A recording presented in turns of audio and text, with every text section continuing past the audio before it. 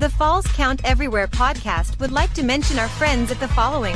For the most intriguing wrestling stories and info on independent shows in multiple regions, nobody does it like We Talk Wrestling. Subscribe to Facebook's #1 interactive community for professional wrestling today. Pro wrestling on Tuesdays are a blast with the Wrestle Talk podcast. Join the entire crew every Tuesday at 7 p.m. as they bring their takes on the major circuits, showcase interviews with various indie stars, and news on the #1 fantasy wrestling promotion, the FWWC. Visit them at facebook.com/WrestleTalkPodcast and at WrestleTalkCast on YouTube and X.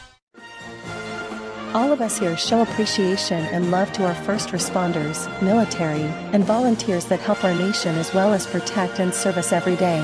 Thank you for all you do.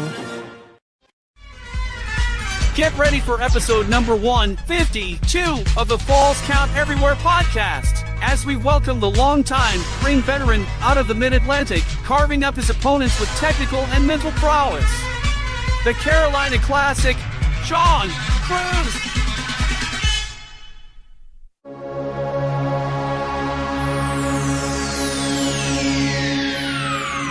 Ladies and gentlemen, may I have your attention, please? The show starts in 10, 9, 8, 7, 6, 5, 4, 3, 2, 1, go.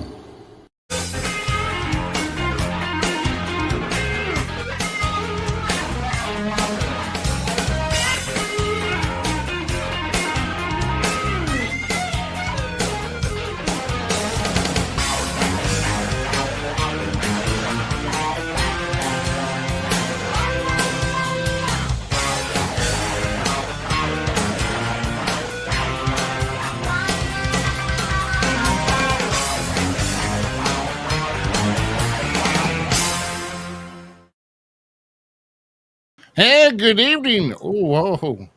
Hello, and good evening, everybody. And we're having a spectacular time here at the end of June. Yeah, we are. And I'm tired, but let's party. Yeah. It's the end of June, and man, at the hot end of June, nonetheless. But we welcome you here to episode number 152 of the Falls Count Everywhere podcasting. We are live, as we are here on Facebook, YouTube, Twitch, and of course on X. At the podcast.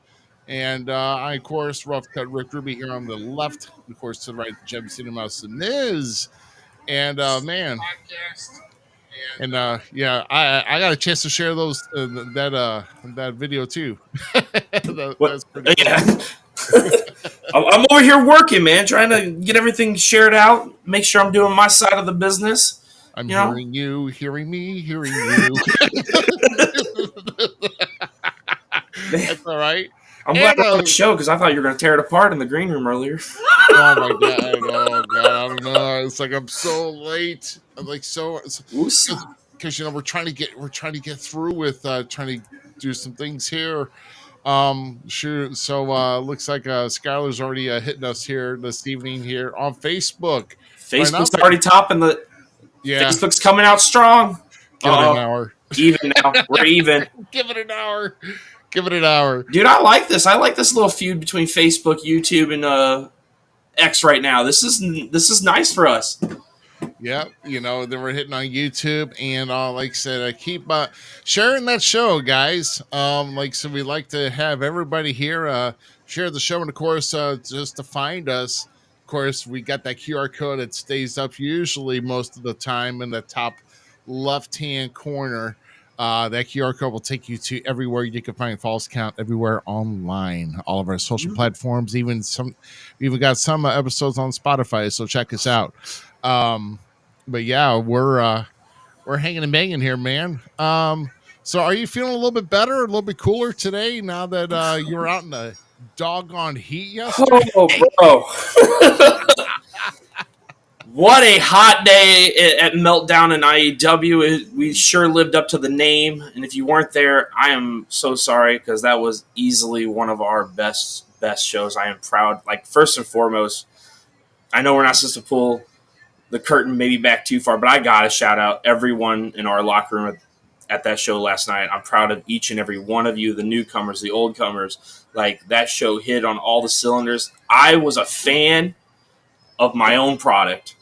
And that's made me feel really good when I could feel like we were hitting on every cylinder. And bloody damn it, I'm so proud to say this right now. We have a new Midwest champion. That's right. Chris Exodus beating Brandon Espinoza. But his first night, his first match in IEW, not to say that he's not a seasoned vet already, but to come rolling right into IEW and capture that title, and Dysfunction did not have such a good night in the ring. I mean, they looked more the victor. They looked more the victor at the end. Unfortunately, some deviousness did happen, but they tried to warn Allen and Mr. O'Shea that if something didn't get done soon and they didn't put their stock up and Dysfunction doesn't take full control next July, and unfortunately they spiked Halo, and Damian Blackwell's not going to be too happy about that. So yeah, well, like I said, it's going to be in 3 weeks back in Granite City here. So, but I will, yeah, but I'll tell you what, Skylar, you and I are going to have to talk a little bit here later, but you and I, his comment here, Skylar, you and I are going to have a little bit, or we're going to have a little talk here, pal, about earlier this week, and we're going to be bringing that up. But Mr. Chris Thompson in the building. Yeah, Chris. Yeah, thanks for joining and watching us once again. Share the show, guys. And yeah, so shit. I mean, we're is that Mr. GQ? Along. Well, what is it? Oh yeah, where the hell's he been? He's been on assignment, supposedly. Yeah. Funny thing is, I didn't send him on one, but anyway, but that's all right. Yeah, man. So let's kind of like I said, we recapped IEW. Now also, IEWA Productions had a show last night too. Yeah. And the O'Neal brothers coming out the tag team championship out of that fatal 4-way.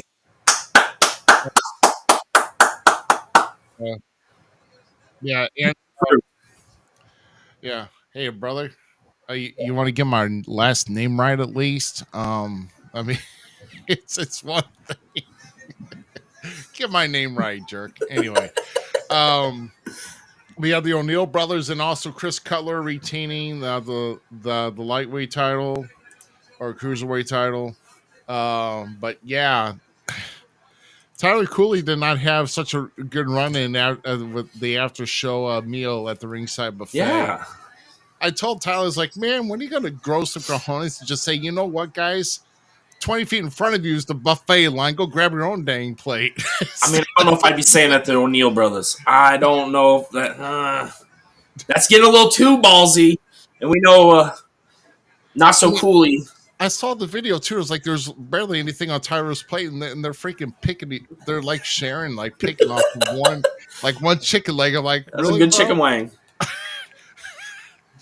It's like there's so much more on the buffet line, man. Just go up and get your own dang plate, guys. That's all I'm just saying. Just get your own plate. Oh my gosh. But anyway, give me one moment here as I just try to edit a couple things here, and we'll kind of talk about. Well, we're going to be Facebook's still in the lead right now. Still in the lead right now, but tell you what, I got faith in my ex followers though. I do. They're one up right now. Yeah, and then YouTube's really in there, right behind them. So yeah, awesome. Thank you, viewers. No, it was a good weekend of wrestling, and then I just posted today when we were leaving last night. Of course, I was in the St. Louis area. There's only one place you go. And if I'm going to take the moniker the Gym City Mouth, I got to pay homage to the mouth of the South himself, Jimmy Hart. because when you go to St. Louis, you always have to leave with some White Castle. So the kids and I had White Castle. It was a blast. It was a good time. You leave St. Louis, White Castle, you come home with a bomb later on. maybe so, but They know maybe about it. Trust me, pal, I've been there. Jimmy looks so good now. I'm just going to keep doing what he do. So, you know how many times I got threatened the couch for? Bro, it's not even funny. Oh shoot! Because I like my own bed. I need my CPAP machine. You know, you can't get me out of my bedroom, man. I need a good sleep. You can't do that. But they don't care. Wow. So, but let's kind of get it. We're gonna kind of get into a little bit of a serious mode here. Yeah, enough gas to get home, right? Exactly. So, we're gonna for a little bit here. If y'all this past week, we did mourn the loss of a WWE Hall of Famer in one Sika. Sika that passed away at 79 years old. Of course, the father of Joy Anoa'i. Anoa'i family, of course, big in the Samoan dynasty. One half of the Wild Samoans, multiple WWF Tag Team Champions, and of course WWF Champion, and also 2007 WWE Hall of Famer. Of course, the father of Roman Reigns. But what an impact, though, is one of the patriarchs of probably one of the greatest dynasties in wrestling history is the Anoa'i family. I mean, those. I mean, to say, I mean, there's this great lineage and heritage. I mean, a lot of great stars and even Hall of Famers, even today, are coming out, and future Hall of Famers are going to be recognized for this. Uh, but, but what a lineage! And as far as, and of course, also I believe the late Rosie was his son brother. too. Yep. So well, Roman's brother. So now they're meeting in another place and at peace. And so our thoughts with the Anawari family, and I agree, Skylar. He didn't get enough credit. I agree. He really sat on the back burner a lot of times. Um, after he was done with his in-ring career, I think it was done maybe somewhere in the '90s, I believe. But no, but Sika at 79 years old passes away, and I'll tell you where we're gonna get more into to anything that involving a bloodline per se, the later part of the show. Uh, that's interesting. Um, but no, I mean, your thought. Z, you got any thoughts on here? I mean, as far as I don't know how much you've looked into the Wild Samoans, but I mean, Bro, who doesn't know? Like, this is the family of professional wrestling. Like, yeah, Vince McMahon may have and the McMahons cultivated and brought it to this world, and the Harts did this up in Canada, the Guerreros did this down in Mexico, the Lawlers in Memphis. Like, there's so many families, right? But I gotta say it, and I don't care if this hurts the old and new. What this is the greatest professional wrestling family there is to date. Bada bing, bada boom. It's over with. You can't argue what they've accomplished as a group. The fact that they are now finally getting the love that they've deserved so long ago, and think this really, in some sense, this all started with Yoko, in my eyes, like where they started to really pick up steam. Yoko's the dude.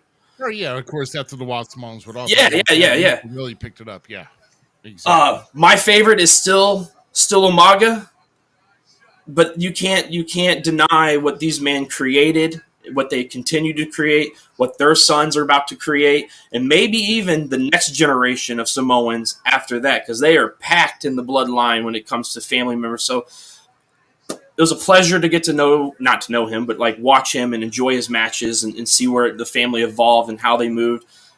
It's a mourning that we're all have to mourn, but he left an impact that we can all go back and rewatch. That's the main key right there. I mean, yeah, exactly. But if you, I mean, the definition I mean, as far as guys that would just no pun intended for Imago, but bulldoze through, Yeah.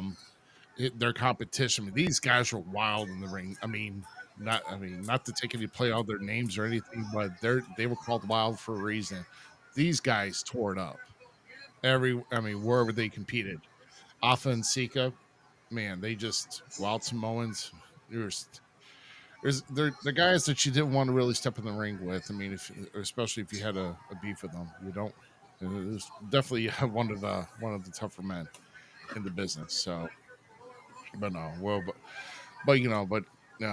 but much praise to everything he's contributed here, and then of course also with Roman Reigns losing his dad. Mm, I mean, it's gonna be. Who's to say? Roman. Hopefully, I mean, r- let Roman take the time that he needs. But I'll tell you what, if there's no calling for Roman Reigns not right now in WWE, I don't know what is. I think we need to hold that conversation off because, like I said, that's the future. Right. That's the future. And one of the things too is like what's great about this is Roman's dad got to see him, carrying that torch for the big one and being that mantle for WWE, and that's sometimes more importantly the career, but the legacy that he left in Roman Reigns and the legacy Roman Reigns is going to leave. That's what really pays homage to this man. That's the key component right there. Yeah, exactly. I totally agree, brother. Absolutely. So, how about we take a look here at my week was so busy, bro. Uh and I mean, other than having my dog having to be all of a sudden sick yesterday and taking up that time first half of the day. Uh yeah, so that really put me behind for what I had to do this week. But like I said, I'm putting some work in for our upcoming events, and we're going to be talking about those here as of right now. So let's kind of talk about some of our upcoming shows, shall we? Uh, so this coming Saturday, July 6th, SICW. They are doing their monthly shows right now at the Madison County Firemen's Hall. That's in 9510 Collinsville Road. So SICW will be in Collinsville, Illinois this Saturday. Now, for every paid admission that gets there, you're going to be entered into a drawing to win a trip for two to Las Vegas in August to attend the Cauliflower Alley Club, Ooh. that event. So that is a big, big deal, guys. If you've ever wanted to get down and see this event, what it was all about, then that is what you need to do.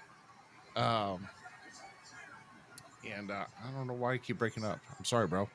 Um, I'll have to check my mic. Keep going. Don't focus on it. Just keep Yeah, I know. going. I just got an alert saying that I'm breaking up. Yeah, breaking up is hard to do, apparently, but I make it easy. Um, but Terrible.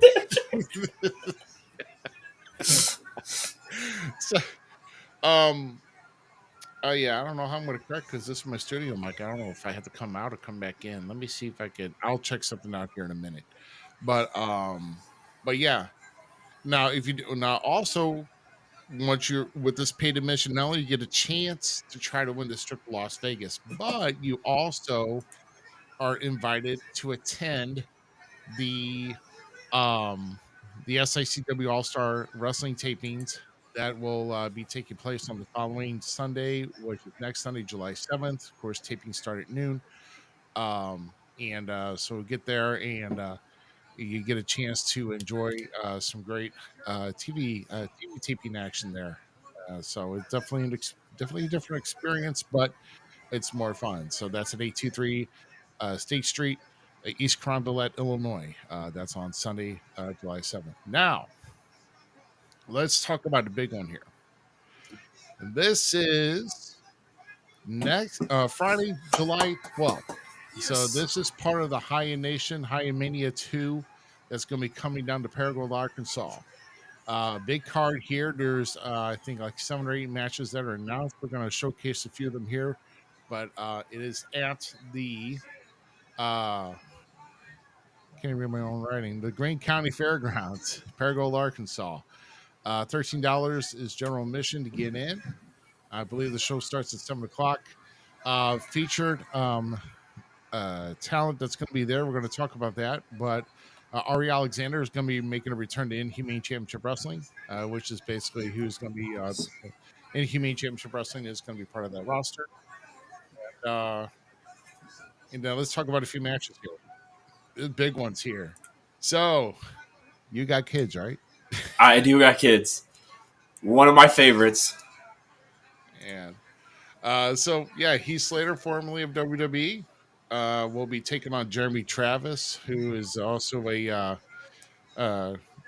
Jeremy Travis is very young, but very talented, skilled in-ring performer around the area there in Arkansas and Tennessee and Illinois. And he'll be facing off in there. Another big match here. This is big. I cannot wait to see Heath Slater. Yeah, but think of it though, it's an NWA World Heavyweight Title match, and he's giving a shot to the former Inhumane champion Bam Bam Baker, who we've had on the show. Yeah, I'm going Bam Bam. I'm sorry, EC3. Well, I mean, that's what we would prefer to have. Oh, 100%. That's that. And then, all right, somebody get ready to hate. Here we go. The Haya Mania Cup Gauntlet match. There's that dirty, goofy trailer park guy, Danny Ice, that punched you in the face and made you lose the last match. You're going to kick him out, right? And the sandwich maker that failed the test. Hey, I'm not saying that. That's on you. Can't make a good She means. sandwich. Yeah, no. At least you got to have somebody ringside. Make sure they make a good sandwich for you, or at least get you a drink or something. It'd be useful, other than trying to interfere in people's matches like mine. But yeah, so the gauntlet match, 7 men, including myself, Brimstone, AJ Raven, Sky Black, Alistair Payne, T-Dog, and of course Danny Ice. And Lindsay Wild does not need to be out there, so keep her in the back. So I'm hyped for this show. You're gonna win that cup.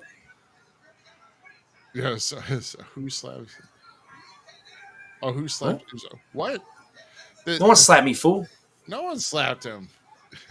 So, You go back to texting and driving. yeah. Focus on the road, my dude. Yeah. Why is he not saying anything about this here? About the What, you look like you got to poop? No. Who did say that? He said it on my Instagram post. Oh. Wasn't it I'm pretty sure it was my Instagram post.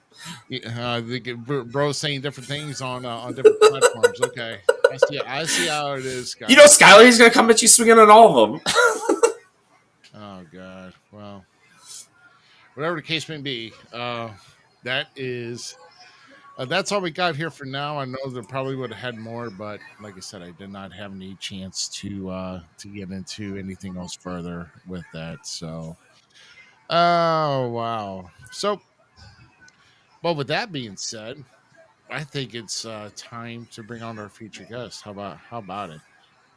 Sound good to you? I'm so pumped. Like him and I were talking in the green room, and you made us quit. So I'm ready for this. Let's go. Well, it's past 9 o'clock, and it takes forever for a video on this platform to freaking start. It's like crank the engine, like warm up and damn. That's what I want to see from you. I'm ready for this conversation. This guy has some good points. I'm intrigued. Dang right, yeah. So, ladies and gentlemen, our guest of the evening has been in the business, in the ring, I should say, for around 23 years. He is also he's wrestled across between 8 or 9 states around the Mid-South, Mid-Atlantic, and it currently holds at least a television title in one of the promotions he frequents here. We're going to find out more about why they call him the Carolina Classic. So, ladies and gentlemen, put your hands together for Sean Cruz, everybody. There we go. What's going on, fellas? How we doing? Not bad, my good man. Not bad at all. I can't. Sorry, I can't. I'm sorry. I'm so sorry. You're laughing about the shocker, aren't you? Is that what we're laughing about? Listen. We are shocking the industry. That's what this is. Get your minds out the gutter. It's like It's like someone throwing the old case sign backwards. And Dude, I'm we sorry, literally man. got kids throwing it up already. It's crazy. I Yeah. know, man. But how's it going for you? I mean, I know you've had quite a busy weekend. I think you had a show tonight too, didn't you? No, actually, I had a rare Sunday off. I did wrestle Thursday, Friday, and Saturday in West Virginia and then Virginia. So Oh, okay. it was honestly nice to have a little bit of a break. I'm sitting right now at 84 matches since January 1st. Oh, So it's been a busy year. Nice. Yeah. so you're like Nice. doing around at least 3 matches a weekend? Yes, sir. That's damn near as bad as Bloodsaw doing how many? What 32 championship matches in like 3 months? Oh, right, Wow. yeah. Since February, he's had like 30 title defenses, but that Dude's doesn't holding count. it down, man. You guys are both holding it down. Let's go. Good God, man. Yeah. Been busy. And actually, I'm a professional wrestler. No shoot job. Literally, that's all I do. Nice. Yeah. Nice. That's good. That I mean, like that's got to be pretty awesome. At least to do that around the circuits, and of course, another one of our great referred uh, individuals such as yourself from Matt Classic of the AIWF, and we'll probably maybe talk a little bit more about that in upcoming throughout the night here upcoming. And so with that being said, let's kind of get into our material here for the night here. So pretty much like you and I have got something to common. I mean, we started watching wrestling when we were very young, at least when we were kids. So we pretty much have established that and how we are. But what I want to know is what wrestlers were your inspiration to start watching wrestling to begin with? And out of all the major promotions that you were watching on television, which one had you glued to the most? Like, what was your favorite promotion to watch it and why? Oh, Okay, yeah. so obviously I grew up in North Carolina. That's where I live at, Flair country, NWA country. But the funny thing is, we didn't have cable. So I never watched NWA until years later, going back and studying tape after I got into the wrestling business. I grew up watching WWF. I mean, I was a comic book guy. I'm a huge Batman fan. And like to me, when I found wrestling, it was like real life comic books. You know what I mean? These larger than life characters. So of course you had like Hogan and the Ultimate Warrior and Big Boss Man and God, who else? Hillbilly Jim and Hacksaw Jim Duggan and like Honky Tonk Man. Like that's what I watched growing up. And then when the Undertaker came about, for whatever reason, I don't know if it was I was just hitting a certain age, but I kind of got out of wrestling. The last thing I remembered was him and the Warrior were doing a program, and he put Warrior in the coffin and like trapped him in there, and we thought he was going to die.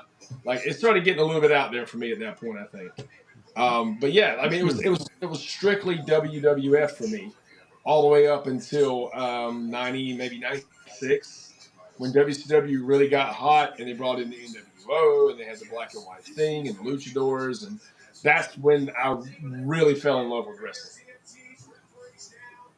Awesome. Yeah, I mean, for me though, like I said, I had the beauty of it when I started watching in '84. I mean, I'm older.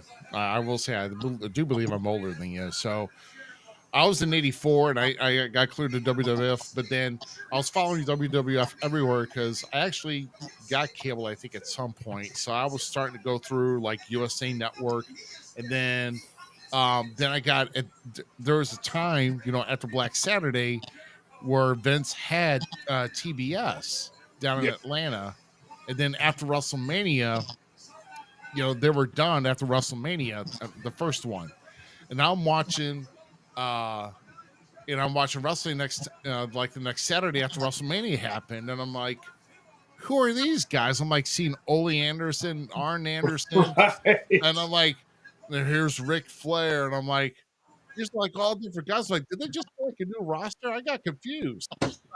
I mean, I didn't know, but then I started watching everything here. Then I started finding worldwide wrestling, and then what was another syndication too that was on too. But they hit our local markets here in the St. Louis area because St. Louis was big for the longest time in wrestling. I mean, I still believe it could still be a big market today. Um, but no, I mean, I was kind of interesting. I mean, are you kind of like a historian like I am? I mean, do you go back and watch whatever you missed? Uh, So I mean, yes and no. I don't watch a lot of the current product, and it's not because like I don't like it or anything. I just honestly don't have time. And when I do try to catch up on it, I try to follow the major storylines.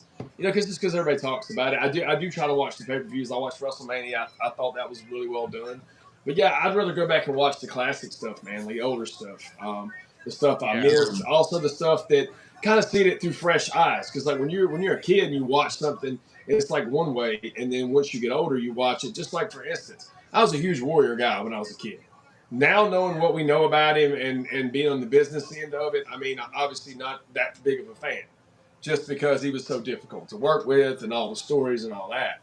Um, but for me, as far as like an inspiration, Shawn Michaels. When I saw HBK, like that was it for me. Like he had everything that I thought you needed to have as an entertainer or performer. yeah, yeah. I mean, I agree. I mean, you don't know who. You really don't know the backside of things, especially back then. I mean, it's because a lot of it was kept behind closed doors back then. Business wise, you don't know how people are.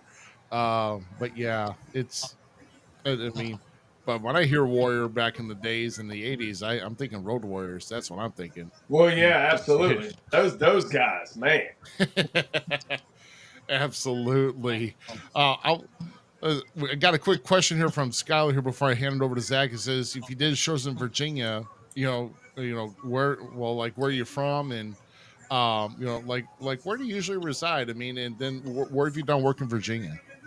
So I live near Fayetteville, North Carolina, which is famous for like one of the largest military bases in the country. Used to be called Fort Bragg, but now it's Fort Liberty. Oh, okay. And as far as Virginia goes, I mean, we're independent contractors, so wherever. This past weekend, Friday, we were in Withville, Virginia, and then Stewart, Virginia on Saturday. But I've wrestled in a few other places in Virginia as well. Oh, okay. Awesome. Awesome. So you talked and said in your bio thing that you like started young watching wrestling, but then got away, all that kind of stuff, right? And never really dreamed about entering the business. How did it come about, and like how did it play out that it actually then became like a reality and a dream altogether? Now going into it being a full-time professional wrestler. So I'm going to use a dirty word in our business, backyard. Okay. Let's just talk about this at IEW. Continue. Right. Okay. So, but you Foley did it. The Hardys did it. I don't want to hear it. Backyard. There's nothing wrong with it. Like we did stuff though that wasn't. We did stuff. We didn't do the light tubes and the hardcore stuff. We literally just built a makeshift ring, which we thought was pretty cool. I mean, put tires under it because we thought it would make it bounce. That was a really stupid idea. It just made it solid. But I was like 18 at the time, so like but like in school, I wasn't a very popular kid, and I didn't have many friends. And I got in with these guys that we just all like wrestling, and we started doing the shows in my backyard, and we get people to come see us, and it was fun. I mean, I was always a smaller guy. Like when I was 17 in high school, I was 5'3", about 105, 110 pounds maybe. So I didn't play sports. I don't come from an athletic background. It's not something I ever thought, hey, this is possible. To be quite honest, until I saw the cruiserweights, Rey Mysterio and Jericho and Benoit and Malenko and all those guys, I didn't think it was possible because it was the land of the giants when I watched wrestling, Hogan, King Kong Bundy, Andre, all those guys. So, yeah, it just started out as being, like hanging out with the boys, having friends, and then they like throwing me around because I was the little guy, right? Think Rey Mysterio when Nash threw him into the trailer like a lawn dart. Yeah. Yeah, that was me. That was my job, right? And I didn't complain because the guys, they were my friends. So it just started out like that, and then we had a local promoter come to my house one night because we used to like give out flyers. People would come watch the shows and everything, and then the dude showed up. He's like, "Hey, you guys want to wrestle on my show?" and he was going to pay us. And we're like, absolutely. You know, I was like 18, 19 years old. Sure, let's go do that. First match was in front of 5 people. 3 of them came with me and the guy I was wrestling with. And we went out and we thought we thought it was WrestleMania. You know what I mean? Like, so we had some hardcore match or something. And then we did one more show with him. And then, you know, of course, us not knowing anything about the business and how everything works, we're like, oh, we can do this ourselves, right? So we found the guy that had a ring he let us use. We had flyers we got printed out for free. Like, we had no overhead. So basically, we started running our own thing. It was called CCWF, Carolina Championship Wrestling Federation, in Clinton, North Carolina. We ran 6 shows that year, never lost money, drew anywhere from maybe 150 to 200 people each show. Didn't know nothing about the business, promoting, none of it. And it got to a point where we all kind of just went our separate ways. You know, some guys moved up towards the mountains. One guy moved down towards the beach, and then I was the only one, you know, left holding it all, and I couldn't run it all myself, so we quit. And, you know, it was just a fun little thing we did. We thought that was it. Well, guy that's one of my best friends now and trained me, Tracy Gilbert, was coming into town to run shows. And he got my number somehow. He called, was like, hey, I'm just coming into your territory. I want to let you know out of respect. And I didn't know what he was talking about. So I was like, yeah, man, cool. Do you. And he invited us out to the show. We started hanging out. And then, you know, we kind of really started to see the way everything's supposed to go and the business side of it and the respect side of it. And he's offered to train us. And so we trained with him and then started working for ACPW, which was his company. And the rest is history, I guess. See, you said the magic word there, in my opinion, because I agree. I'm like, the backstarred wrestling, it doesn't make sense. Like, why is it such a negative? Like, just because some people started that way and started working that way. But you said the magic word, which is still get training, still find a way to find somebody that's smarter than you, progress your craft, hone your craft. And that's what it really is. And that's what this whole business is about, in my opinion, is finding the person. If you're wrestling or if you're commentating, work with the people that are better than you because they're going to better you yourself, and then you're going to help them better. That's going to just keep the whole thing going. But if you wrestle guys, that's the only way you can learn, and then go get training. Find the place to train and be open to the training. That's another key component there. Be open to the training. Just because you start in the backyard and think you know it all, there's a difference.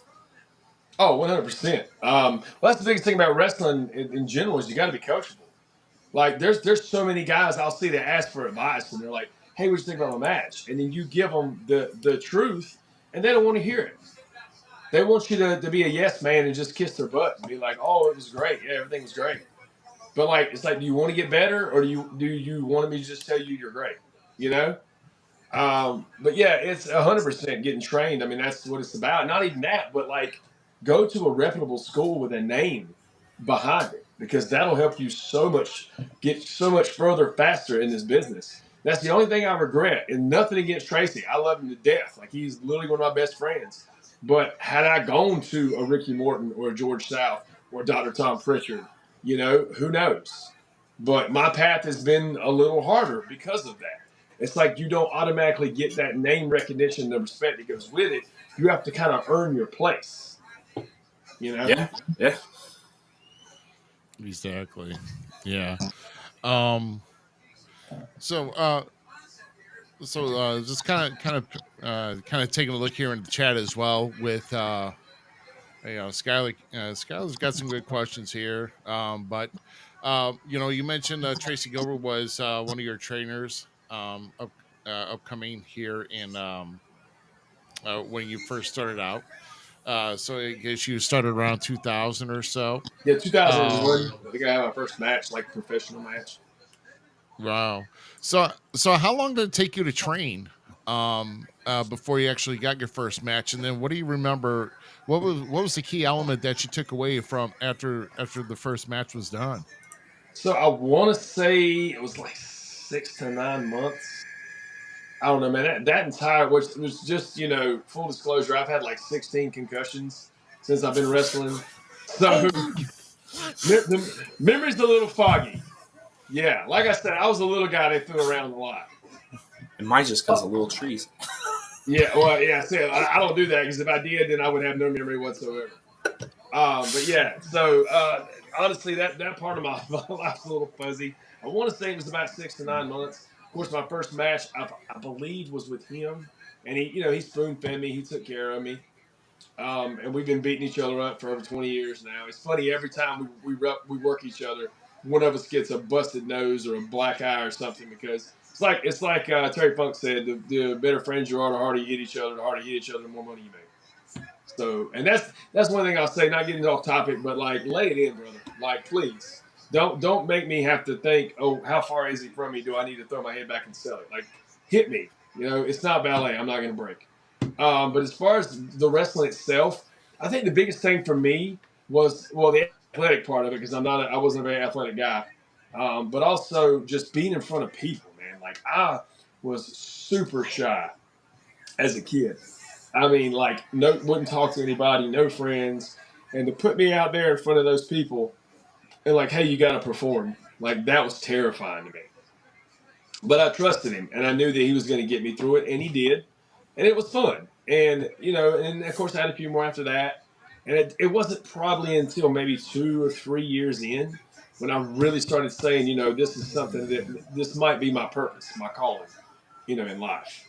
And so I just kind of just stuck with it. Man, yeah.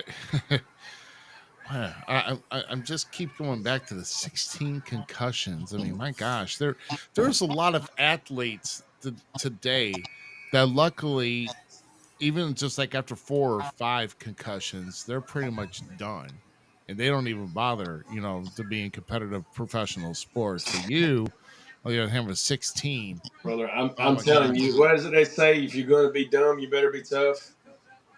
Yeah, I yeah, I think do I'm a remember little that. bit of both. It's funny because I absolutely detest. I hate pain, but I have such a high tolerance for it. Like, and I won't quit. I won't give up.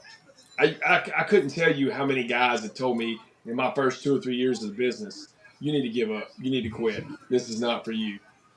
And I was bound and determined to prove them wrong. And here I am, 20-something odd years later, and they've been retired, most of them. wow, So, yeah. I'm just kind of wondering. I mean, because I kind of wonder about all this, because I know some who hit the back of their head or anything like, or those who either can't tuck their chin, or I'm not saying that. I mean, because sometimes if you get thrown back, sometimes you can't control it. If people are throwing you back, and I'm telling you, man, it, it's such. If you can't take care of an individual, I understand. You're in a competitive mindset where you're inside the ring, but I mean, if you're going to be careless, oh my God, for God's sakes, either step out and get some more training or just quit the business altogether. I'm going to say it right now, because I've seen too many people who are just careless and they just like wham. It's just in like I said, to me, I mean, I've been around so many things. I've been around freaking hardcore matches. I've been around cage matches. I've been around so many things, and I'm telling you, and people are going to laugh at me, but there's an art to throwing a chair. And absolutely. some people don't think that. I'm like, like, well, you better take a class. If not, I'll give you a crash course right now, because if you hit me with the back arc of that chair in the back of my skull, we're gonna have some words once I wake up, brother. If not, you're gonna be carted off to a hospital if you can't learn. So I take that very, very seriously, because I mean, there's just so many things that could just go wrong if you're just not careful, and you have to be careful. Have to be careful. I mean, I can't stress that enough. Um, but getting right back, Skylar just wanted to say, because I don't think this is in our itinerary here, but because I know you mentioned some names, that you've gone to schools for, the School of Morton, and of course also around Dr. Tom Pritchard. There's any name that you have actually worked inside the ring, like the biggest name that you've ever worked? Biggest name I've ever worked. Well, see, I was blessed, man. At ACPW, we had Legends events, is what the promoter called them, and I grew up around Ricky Morton, Robert Gibson, Bobby Eaton, Dennis Condrey, Larry Zabisco, Barbarian. God, who else? You name it, Kamala. We've had him on our show. Stan Lane, like Buff Bagwell, Rick Steiner. Those were the guys that I was surrounded by almost on a weekly basis. And that's the knowledge that I got. As far as actually working with some of them, let's say, George South. I worked with George in a tag match once. I've worked with Chase Stevens on a few occasions. Barbarian, of course. Jimmy Valiant, a Boogie Woogie Man. He actually refed one of my matches. We didn't get like work a match.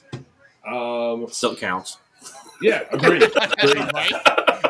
Yeah, agreed. I mean, I've been in rumbles and stuff with some name guys, but yeah, I've never really. There's a few I'd love to get a chance to work with. Actually, I'm working with Barbarian in West Virginia coming up. They just announced the match today. I'm in a tag match against him, so that'll be fun. Oh man. Yeah, and one more thing before I give it to Z again. And I'm sorry, Z, I'm maybe taking up a little more time. I'm not even mad, dude. Go ahead. This is flowing really well. But this Skylar he's got a lot of key things here today, and it's just the thing he hated most is when he worked the show because he was a former wrestler. Some of the guys didn't show up, and there was a booker. Apparently, I had added 5 guys from the crowd just to fill the show with no experience at all. I don't care if it's for a battle royal. If a promoter does, I'm sorry. If I see a promoter or a booker do that, I'm gonna be like, hand me my envelope now. I'm packing my bag. Let me go, brother. Let me go home.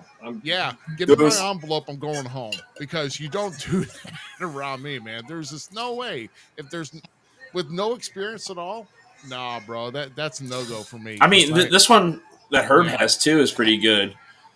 Were any of the concussions due to opponent not being trained? Good question. There was one that a guy choke slammed me. This is when I was smaller too. I was around 135, maybe 140 pounds, and he was a fucking 7-foot monster. And he literally, he didn't let me take my bump. He forced me down. Oh. And he threw me so hard that I turned sideways. And it was one of those old, I don't know if you remember the old NWA rings with the blue vinyl tarps. We called it the Blue Monster. It was a low boy. It was just solid, bro. There was no give to it. And my head bounced like a basketball off the mat. And I was out. That was it. The funny part of the end of that story was the same night I was supposed to do a run-in with my cruiserweight title and hit this guy with it to start this feud. And I literally remember waking up outside the building against the wall. And they threw the belt at me, and they were like, hey, you got to get out there and do your spot. And I'm like, what's going on? Went out there and hit the guy with the belt, and I didn't have the straps wrapped. So when I hit him, the strap wrapped around, and one of the buckles sliced his head open. It's like 9 stitches he had to get. Oh, God. So, yeah, that was just a bad night. And what's crazy is I tried to get the promoter to book like an ambulance match, because the fans saw it, everything. Because here's the way I'm about wrestling. If it works for the business, if it's good for business, let's use it. Whether it was supposed to happen or not, right? And we just could never get it to work out. But yeah, that's one instant I can think of where the guy could have probably been a little more properly trained. But I'm really good about not putting myself in a position with somebody I don't really know where I'm going to get hurt. You know what I mean? Like, I'm not taking a pile driver from anybody. Just anybody. There's maybe a handful of guys, one hand, that I would take a pile driver from. So yeah, you got to be safe, man. And it's crazy because I used to ask guys like, hey, who trained you and how long you been working? Honestly, at this point, I put it on the promoter or the booker. If you got a guy that's not safe out there and I find out about it, I'm going to come talk to you. You know what I mean? Like, you're supposed to be trained. I'm going to take account. I'm going to believe that you're trained, right? It's probably stupid, but that's the way I operate. And I'm going to ask you, what do you do well? What do you do safe? And then that's what we're going to do. And it's worked well for me so far. I mean, like I said, I'll be 43 in a couple weeks and 84 matches in this year, and I've been wrestling off and on for 23 years. Yeah. Good gosh. Wow. You made some good points for me. Like, I'm soaking this knowledge up. This is why I love this. I get not free advice, but like I get this privilege of sitting here and just being a fan and starting out in the business. I've only been here 5 years, and I'm getting bombarded with things, and I'm putting not a significant role in our company that I told you about earlier, but I definitely get to sit at the table and bask in some learning knowledge there too. But with that being said, like, what do you see with us new up and coming kids that are coming through the systems now? What are some of the fundamentals that we are missing? And what are the characteristics too? And there's another big one. What we're missing the mark on, and how can we benefit learning from you guys? So honestly, I think the biggest thing missing from professional wrestling today is psychology. It's almost out the window at this point. You got Ring of Honor that came up, and AEW is doing this thing. When you got a guy throwing 40 super kicks in a match, to me that makes zero sense. Yeah, it's exciting to watch. Now I'm not saying you got to go out there and work a headlock for 5 to 10 minutes and go old school, but you've got to have psychology. You've got to have a reason to do what you're doing, where you're doing it. You know what I mean? And I think that's the one thing. Even with all the dives and the high spots, they get the pop and they get that reaction. But if you learn to put it in the right spot, you'll get an even bigger reaction. I mean, Go ahead. Go ahead. No, you. That's the one thing that I think that if the younger generation would listen to the old heads, as they're calling this now, like whatever, it doesn't matter to me. The guys that have been around, if they would just listen to us with the psychology, you'll get a much better reaction in your matches. So that's one thing. Like Mr. Herb Simmons and I the other night, it was like 2 a.m. This man doesn't sleep, neither do I. So whatever. 2 a.m. I got a message from Mr. Herb Simmons, and he's like, "Here it is, right here. This is literally what we're talking about." This is one of the things, in my opinion, and Mr. Herb Simmons' opinion, is egos. Egos need to be. You are nothing more than just a spoke on the wheel that is professional wrestling, and if you can't take the L and be okay with it because it helps the business go farther. And if the L makes sense, okay, there's logic here. If the L really doesn't make sense, then I get it. Fight for your position, total respect. But if you have to take it, if you have to, do it, because if it's going to benefit the rest of the guys, and then the rest of the guys are going to make more money, then you're going to make more money.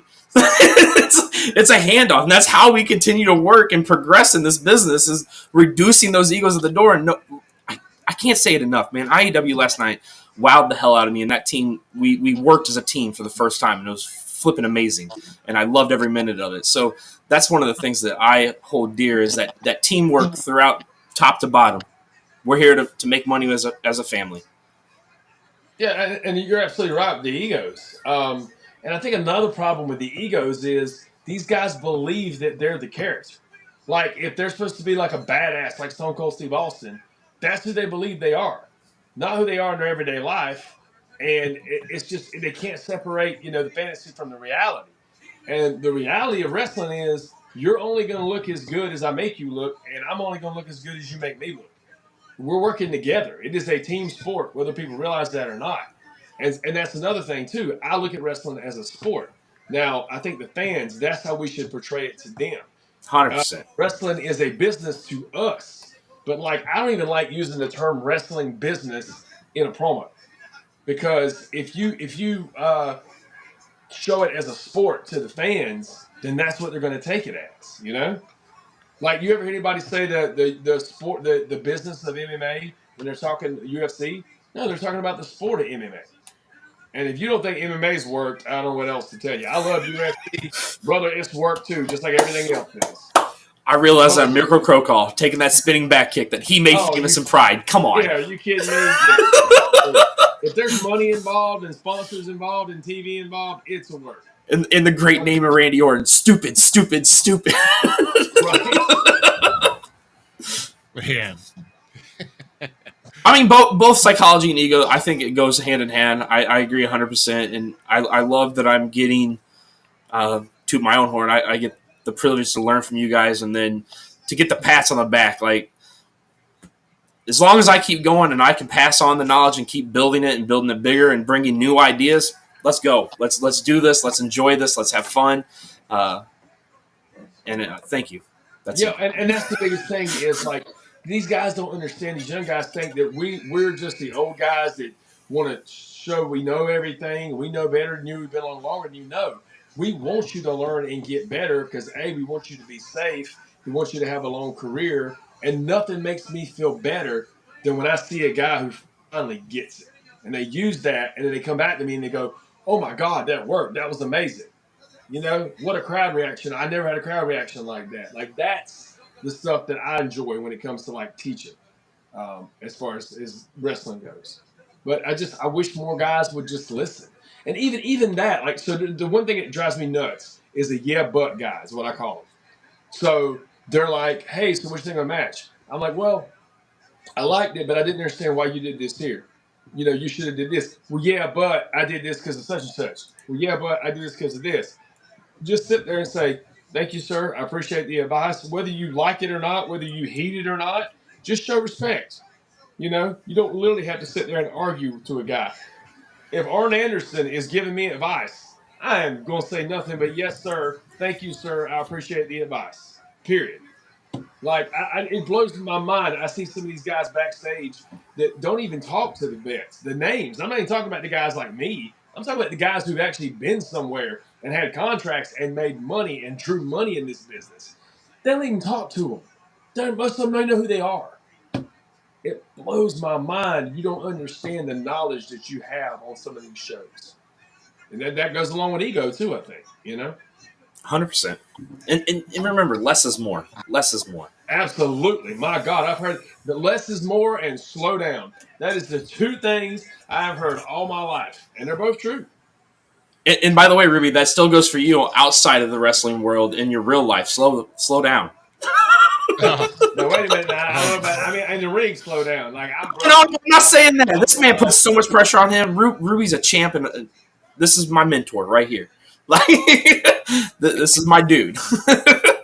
Yeah, well, you know, I've got so much going on outside. I mean, this is really my getaway here on the time of the week. So it's like everything else is so busy. But I digress. Um,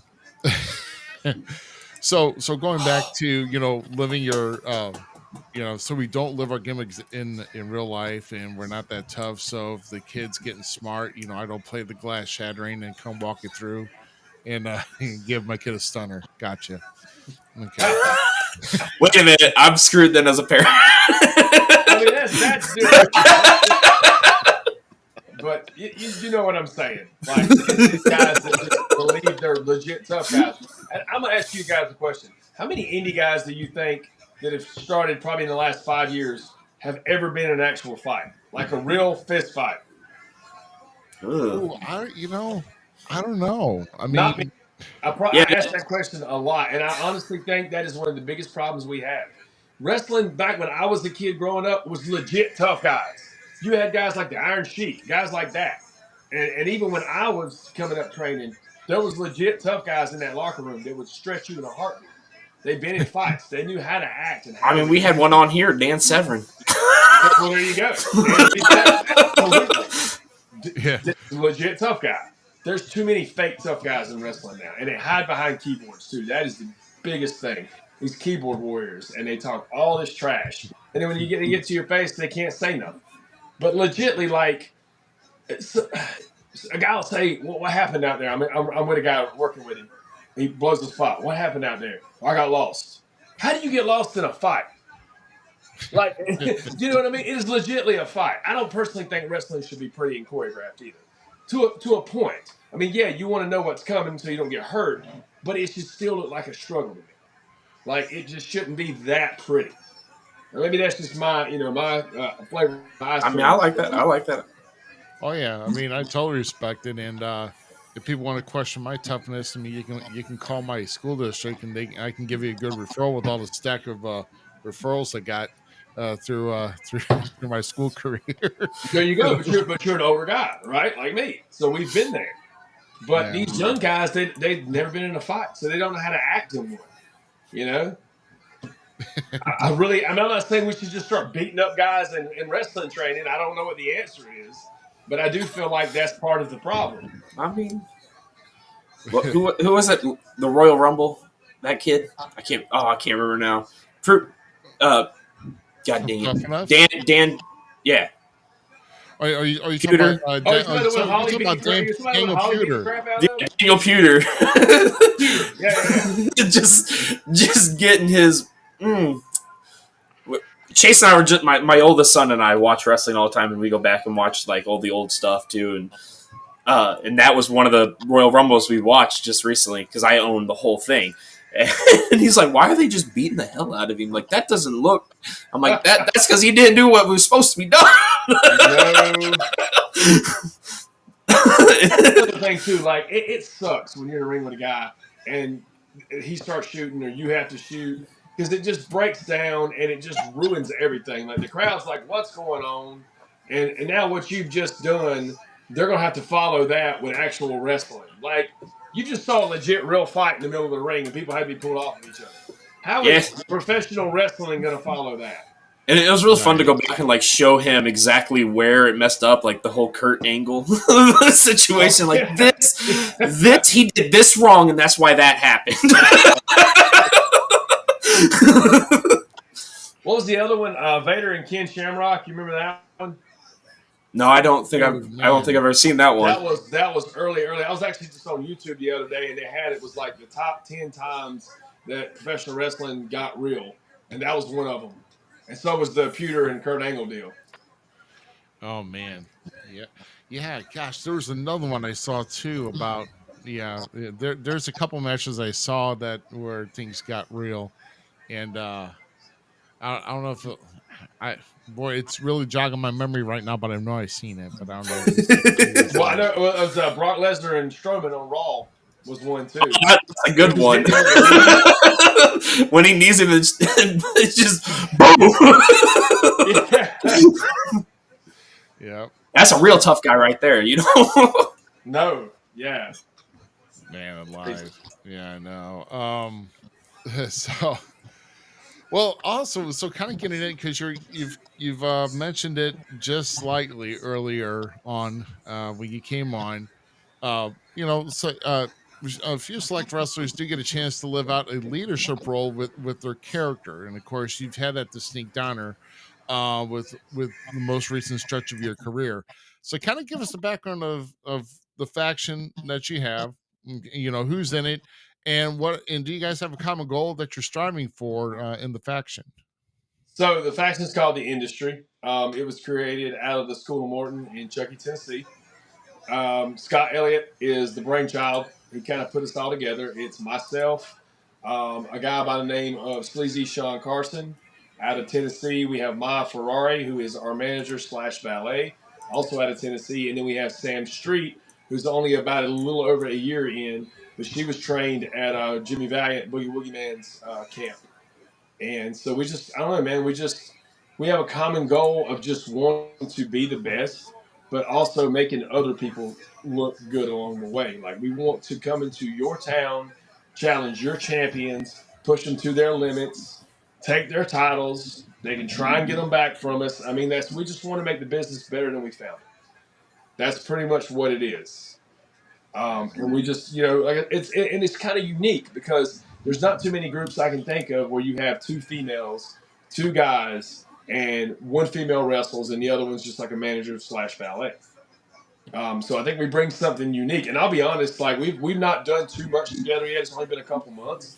2 shows we've been on, we've almost started riots. Like people coming across the rail. We had a woman grab Maya by her throat the other day. We had one lady tried to pull a knife and cut Maya at one show. Like it's like legit Roddy Piper, like old school heat. Man. Yeah. Yeah.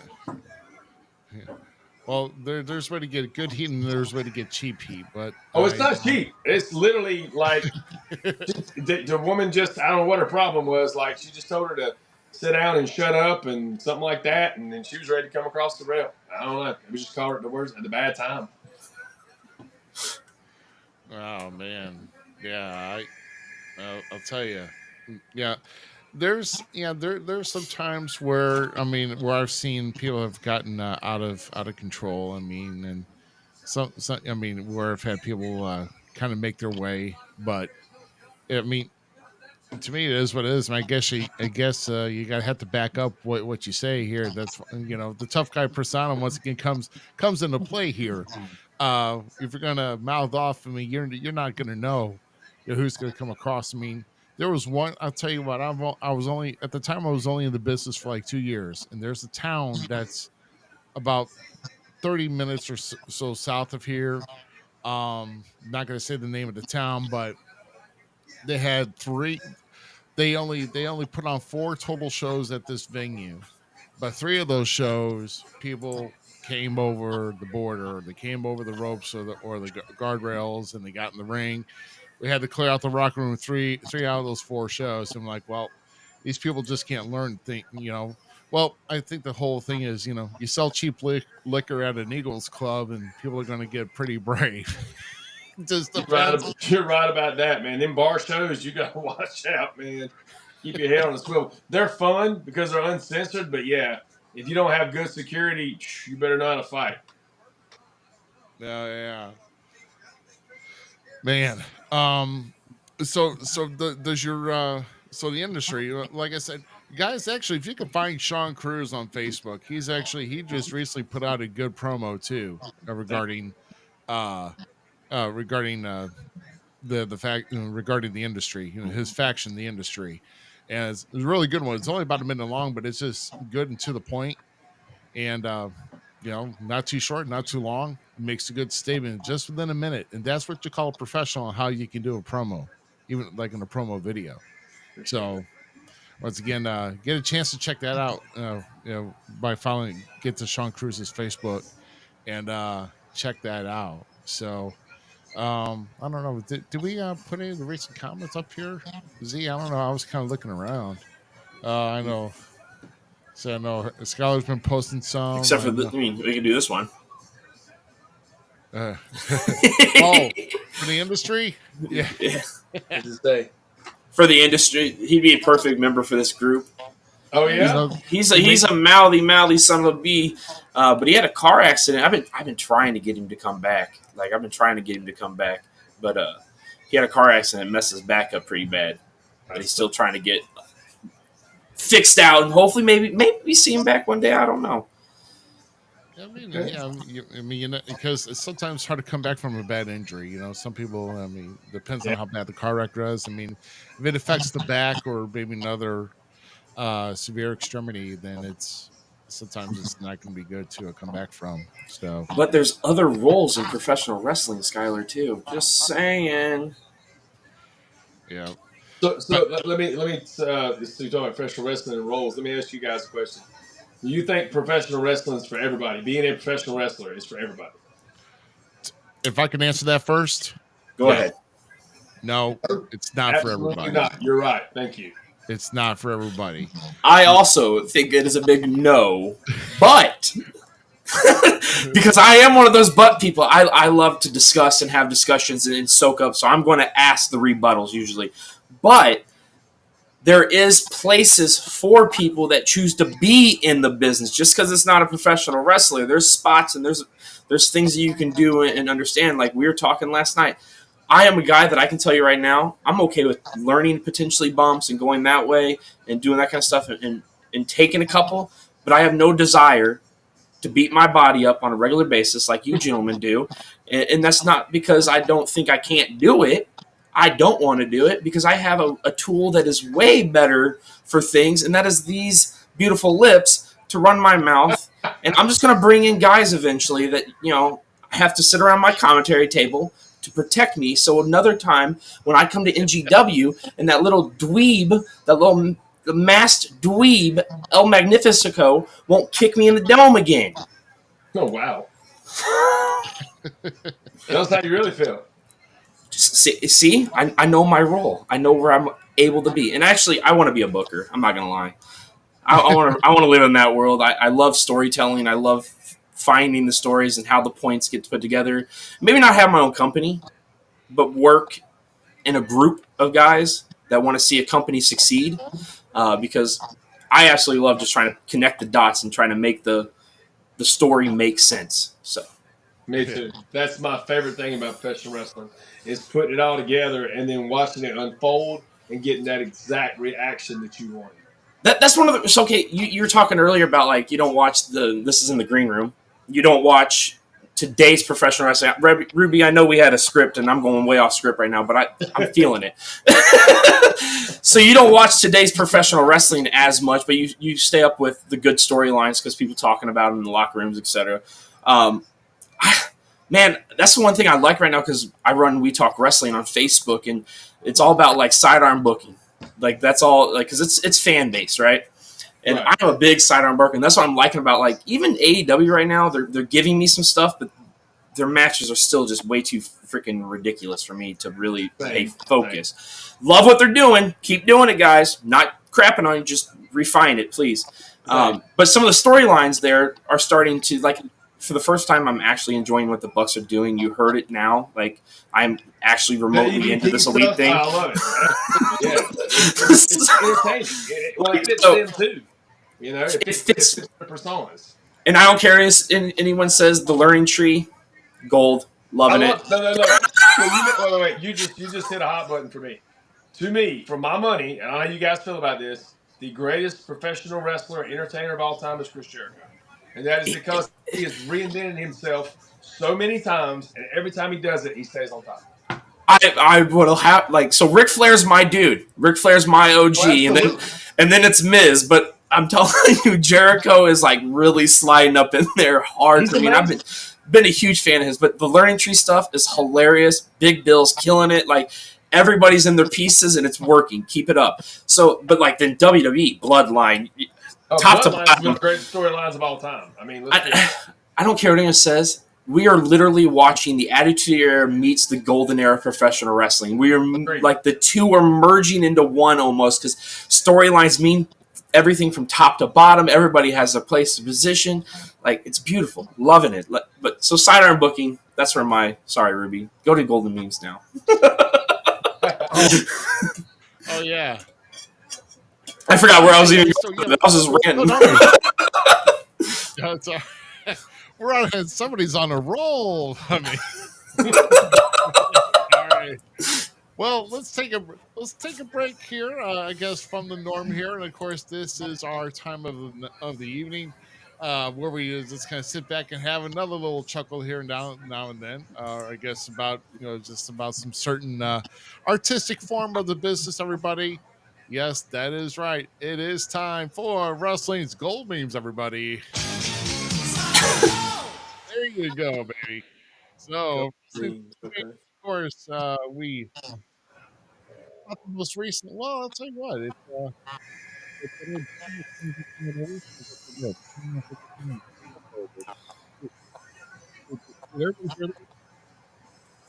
You didn't hear the sound? We heard the sound, but like you keep cutting in and out. That breaking up, yeah, it was fine for the longest time, and then all of a sudden it really hit in hard. Oh man! There you go. We got you. Yeah. Okay. So okay. Well, let's kind of take a look here of our next of our slides here. Well, let me get out of studio mode so I can see a little bit here. There we go. Let's see. 9-year-old me after finding an incredibly good stick.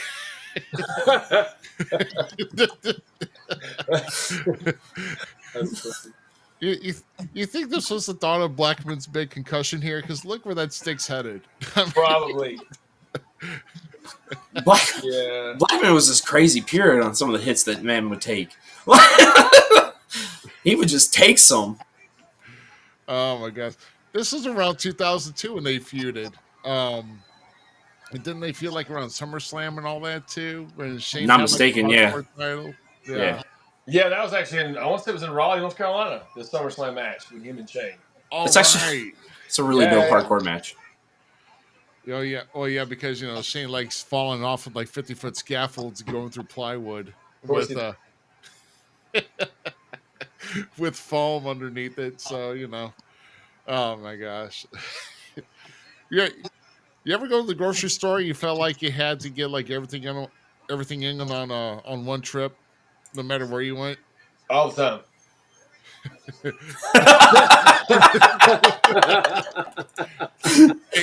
Yes, that's funny. You can't go to the grocery store dressed like that. Be leaving a grocery store. No.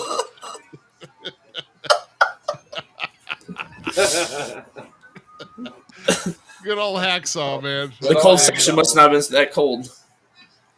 Right. Hurry up and get home, man. And, God, you kind of wonder how well that went in a paper sack. Well, I mean, when Well, paper sacks don't tear because everything paper made these days, it just like rips so dang easy. It's not as tough as it used to be. Nothing's tough as it used to be. Everything breaks. Looks like a fan right before a bath.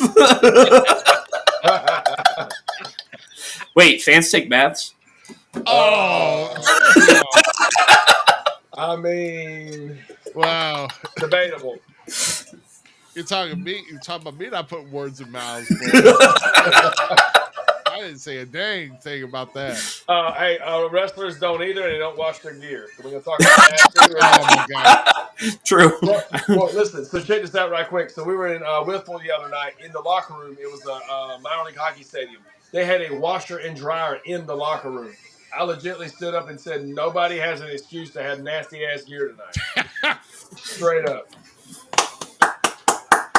And of course, nobody used the washer or the dryer. I would have put the cords on there if you had to pay for them too. I think it was extra to use soap. So no, it wasn't. Gotta get that hot dog payoff. Can't afford the soap. I got you. it was like a few drops of Dawn. Get it in there, wash it out. Dawn takes anything out. Oh my gosh. Man, it does. So we were talking a lot about so far about our experiences here as far as your concussions and everything. What was? Oh, that's right. Yeah. When Sorry, Skylar sprayed what are we doing? What are we talking about again? Skylar says, Sean, I sprayed the front row once with Febreze. That would be a good gimmick, though, as a heel. Come out just Febreze the front row.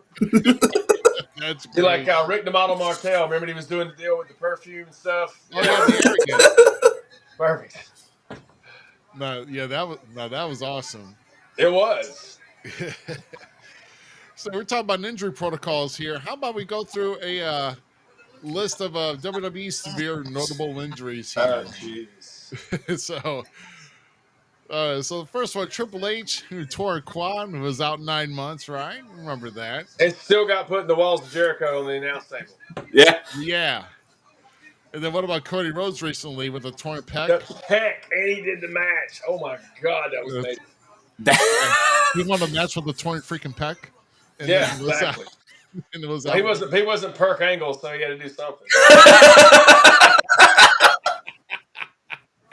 Right. And then let's see, one more here. Oh yeah, CM Punk torn tricep, out for 5 months. He's getting ready to come back. But then here's the most notable one of all. Chad Gable shot in the head, back the following week. Do we know he was shot? I literally saw that meme. It was like Cody this one, that. It was like Chad Gable shot was dead 1 week. He came back a week later. We are not the same. What do y'all think about the whole Wyatt Six deal? I haven't watched any of it, but I've been told about it. So it's funny that you for me, it's funny that you said Undertaker's when you fell off again, and the reason I say that is because I'm getting a whole flashback to his kind of style when he first started. It's coming full circle, right? And Bo is killing it. I'm loving everything about it. I'm loving the continuation of what his brother started and what he had laid out, because I think these two brothers are probably two of the most underrated professional wrestlers of this kind of generation. They weren't given the proper, you can do it, right? Because their dad even kind of wasn't given that same respect. He kind of had his place, but these two were designed for way more than just that place. They weren't nobody's coat holders. And no disrespect to Mr. Rotunda. I don't want him coming back for my taxes. So you're a great man. Once again, I hold the $1 million title with pride as a fan. So great man. Hey, he was in the NWO. That was the exclusive club. So 100%. Oh no, wait, there was 80 guys. Never mind. Never mind. Sorry. But no, I love the Wyatt Six. I love the storytelling. I like the ability to see wrestling meet theater. Absolutely. And seeing that ability of these people conjoining the two, and that's what WWE is. Yeah, AEW can call them the best wrestlers in the world. That's fine. But are you a character? Are you big enough to combine two worlds and sell it to everybody. Like everybody. So WWE is the cream of the crop right now with what they're doing with some of their storytelling. They're still the top place to be. I mean, people can say what they want to about AEW, TNA, NWA, anywhere else. I mean, nothing against any of those places. The WWE is the top. Everybody knows that. TNA is still a gym, though. TNA's fun. I love TNA. I miss the old TNA, the Nashville, the Yellow Ring. Heck yes. Started. When K Quick was just terrorizing that place, and Loki and Jerry Lynn and AJ Styles and all those guys were feuding, man. Raven back then. Amazing Red, remember Amazing Red was there? So I became a fan of his in what is it? Society X, right? Yeah. Destiny Society X. That's what's like, oh, that guy's cool. I think the guy who was totally underrated was Elix Skipper. 100%. Doing run off the cage? Bro, he was amazing. Yes, dude. Because everybody talks like Shelton Benjamin. Shelton Benjamin's fantastic. He's still going hard, by the way. He's on the Indies doing his thing. But Elix Skipper was totally underrated. Was it him and Lance Storm that did the tag team, I think? Yes, yeah, the Canadian. Yeah, that's another guy, Lance Storm. Fantastic. Especially doing the whole, like, you got to be serious for a minute stuff. Oh, man, that was awesome. I like this guy. Ruby, you just found a gym. Let's continue. Dude, I can talk about this all night. Yeah. Well, we got a couple more here for you. So, did you ever step back to ever think about that, it's the Attitude Era, and these two guys are making you-know-what jokes. You have no idea they're going to be running WWE someday. Right. Isn't that crazy? They are running WWE. They really are. Yeah. Nice choice of fruit, by the way, guys. I like that. I just still love that Shawn Michaels literally has made NXT, and this is not a negative thing. This is literally why I love the white and gold brand. It is such a terrible 90s sitcom that I absolutely enjoy everything they're doing down there, because they're breaking new ground when it comes to how to introduce people to the WWE machine. Agreed. I mean, look at Javon Evans. Prime example. Oh, yeah. That kid, I've known him since he was like 14 when he first got into business. And actually, I was blessed to be able to work a match with him right before he got signed. And nobody deserves it more than he does. And the way they're just skyrocketing him to the top, I think he's already got, 2 NXT title shots? Or he's about to have his second? Yeah, he's about to have another one. He's about to take on Trick Williams, 2 weeks? 3 weeks? I don't know. The letters all run together. Like, my dude Ethan Page is there, so All Ego is finally where he belongs in professional wrestling, because this man... AEW dropped the ball with him, 100%. Him getting to hang out with Shawn Michaels is probably going to be the best thing for this man's career. Just watch. He got Razor Ramon-esque vibes written all over him, and I'm all for it. Nice. And let's see, one more we've got here for you. And I don't think we've shown this before, but I'm sorry, it's good enough for me, so I'm going to show it. Mom, I want the NWO. It says What is that? What are we looking at right now? Oh my god! The NWO we have at home, is that what it is? Yeah, we got the NWO at home, and this is your NWO at home. It's Timu. It's NWO and Timu. Holy crap! That's beautiful. That's awesome. Dude, I'm kind of. Here's the real problem. This is, once again, we go back to sidearm booking, right? This is the sidearm booker in me. I really wish this was a thing, like how they're doing the Gilbert thing in WWE. Why is this not a thing? Why did we not? Because it's Kane, guys. He could have played 2 masks. It's okay. Like, he could have played both those, and that shit would have been freaking great. Absolutely. Make the real Job Squad. That's hilarious. Yeah, you can see the fake Diesel and the fake Razor in at least Royal Rumble '97. If you want to go back, Randy Hogan. Well, I don't know. He's Randy Hogan. that is. He named him Randy Hogan. It's Holy crap.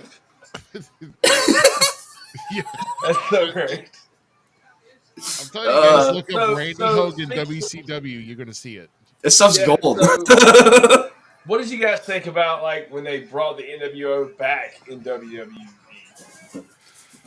I mean, it was cool. I mean, but honestly, we take a look at.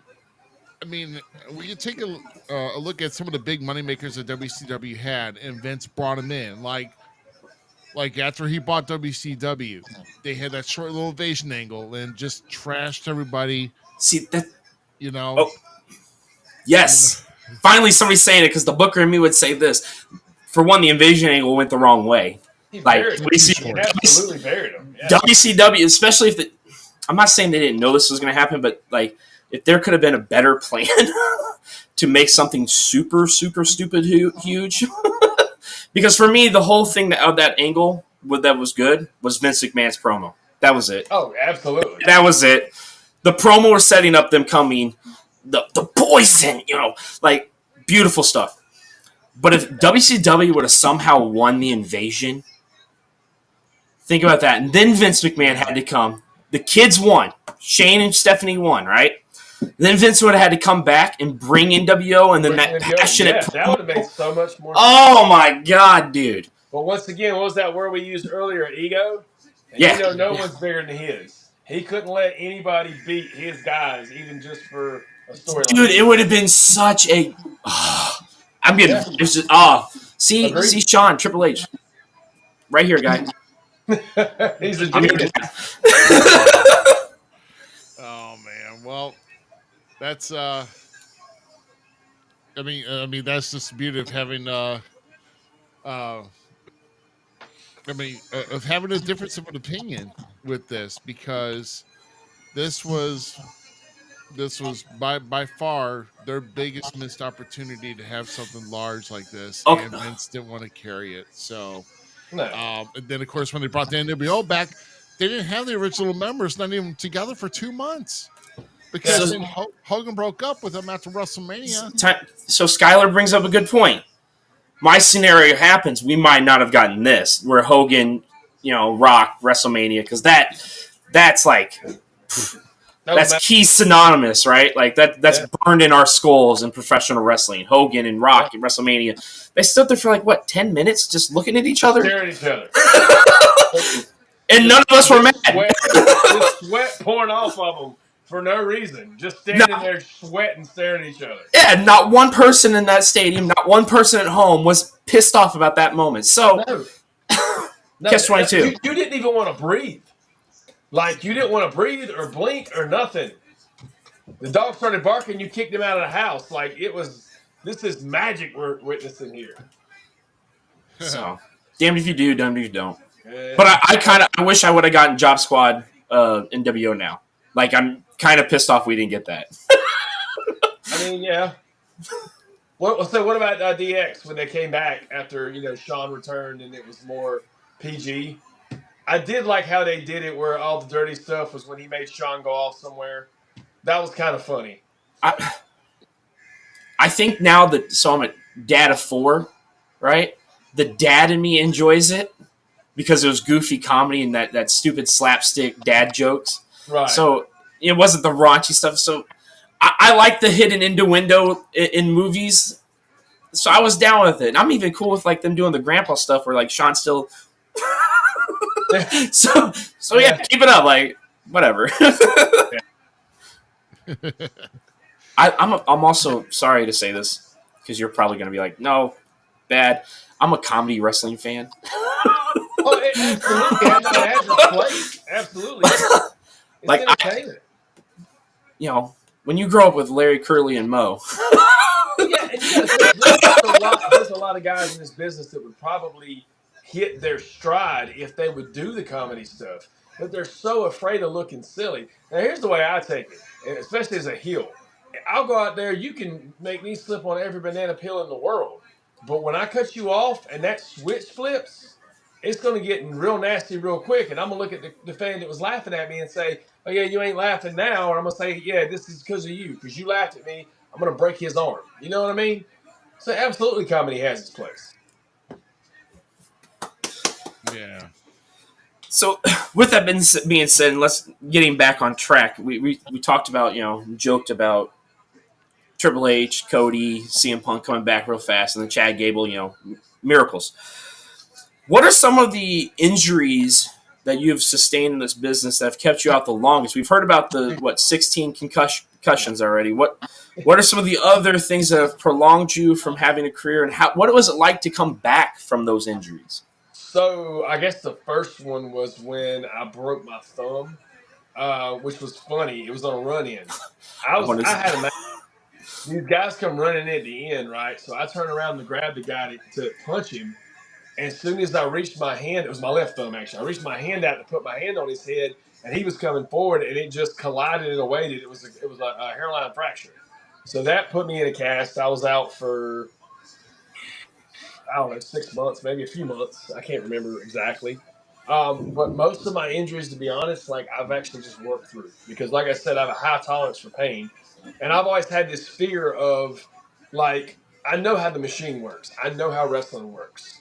It's always going to be here, but it's not always going to be your turn on the conveyor belt, if you know what I mean. Oh, 100%. Okay. Once that conveyor belt's running and you're on it, great. If you have to jump off for whatever reason, guess what? The next guy jumps on and just takes your spot.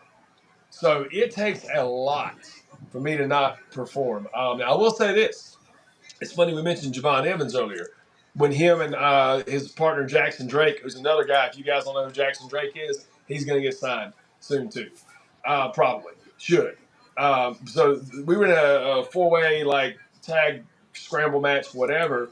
And actually, before the match, we were in the ring going over some stuff, not with those guys, but with another team. And I ended up tearing my ACL, my meniscus, complete tears. And I was like, okay, we got like 3 spots in this match. So I tried wrapping it up, going out there and just doing the match. And we got in there. We did like an arm drag waterfall. And then, as a matter of fact, it was Javon, I want to say, arm dragged me. And as soon as he did, my knee went out again. And I was done. I rolled out and got to ringside. And they put ice on it. My partner stayed in there and finished the match. But that kept me out. It was supposed to be a year. But at the time, I was like 37, 38. And I thought, okay, I've been doing this since I was 19, almost 20 years. Like, it's time to just be done. So I was out until I was 40. And then my wife at the time just said, hey, you weren't as happy as you were when you were wrestling. And I was like, well, yeah, but what am I going to do about that? Go back? She's like, well, just don't get hurt again. I was like, oh, why didn't I think of that, right? Don't tear your knee again. You know? So it's perfect information. Yeah, thank you so much. No, but we should have known that sooner. Right. That's the one thing that kept me out the longest. I mean, I've broken this collarbone. I've cracked my orbital. I've broken my nose once. Torn ligaments in one thumb. Broke both thumbs. Man, you're like Super Sin Cara. Bro, I'm telling you, like, I don't know if I'm like Wolverine or Deadpool and it can just generate, but no. When like, you said I'm gonna use an old guy reference. I'm like a Timex. I take a lick and But yeah, injuries. There's a saying I heard a long time ago, and I believe it. You can play hurt, but you can't play injured. So I think there's a big difference there. If you're a guy who travels as much as I do and you wrestle as much as I do, you're always going to be hurt. Always going to be hurt. Let me tell you about the weirdest concussion. I just got a new one. This was number 16. This was after the match, right? I worked a match with this guy for this really unique thing that they're doing on the Best Damn Podcast. It's this Hyperdrive tournament. So we do it, we stream it, we wrestle in a empty building. It's just us and then the guys commentating, whatever. So we're in the middle of this tournament. So I'm wrestling this guy, G Money, out of Ringwars, Carolina, in Fayetteville.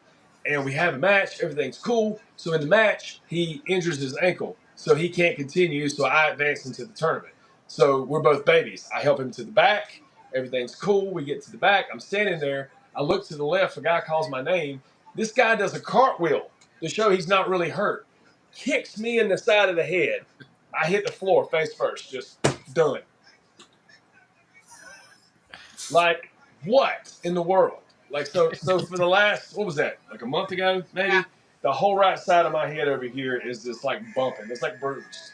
So I got that going on right now. I got something going on with my ankle, like my neck. I literally So 2 Thursdays ago, I did a sunset flip, right, and the clearance wasn't there, and my foot caught the top rope, came straight down on my head, and pile drive myself.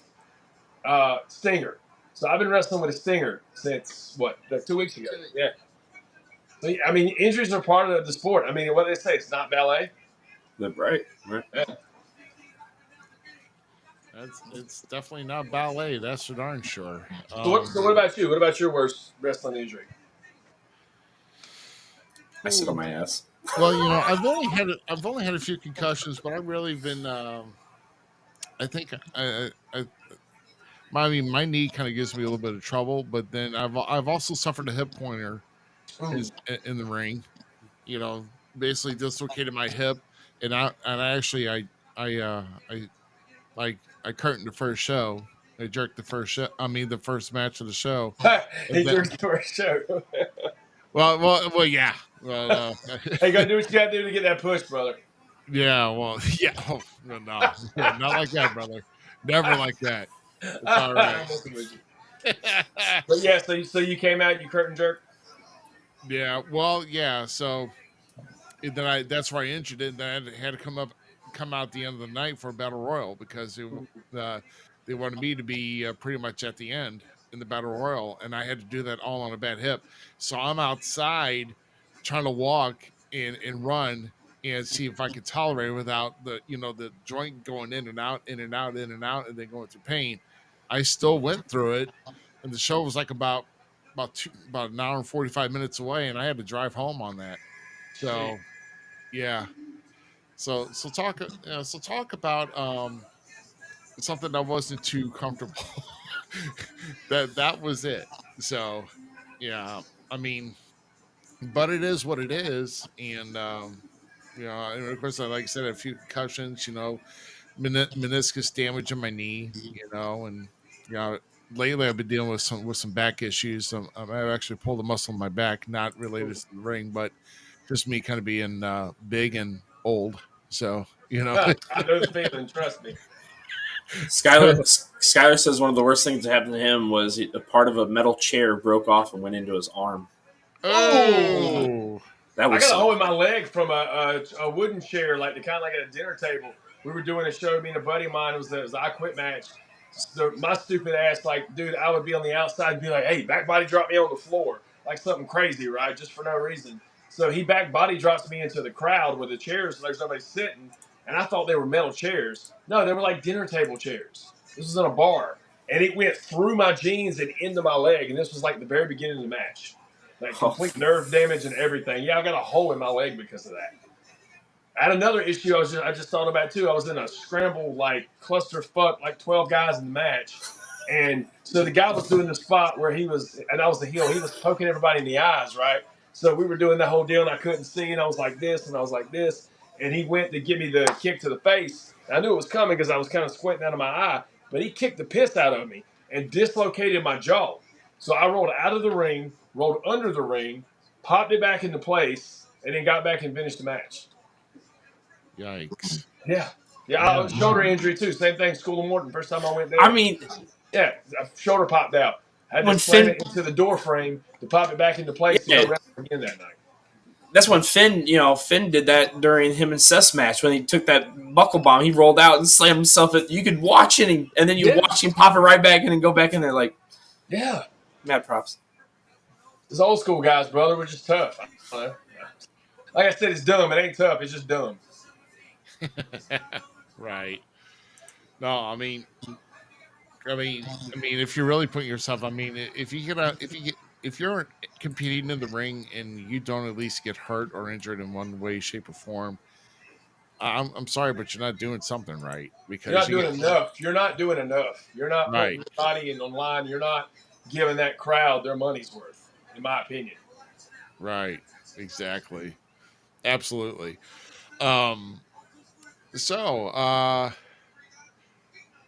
of all the time it's not like so you've been in it 23 years. You've had many championships throughout where you've worked. I mean, you're currently the American Pro Wrestling Television Champion.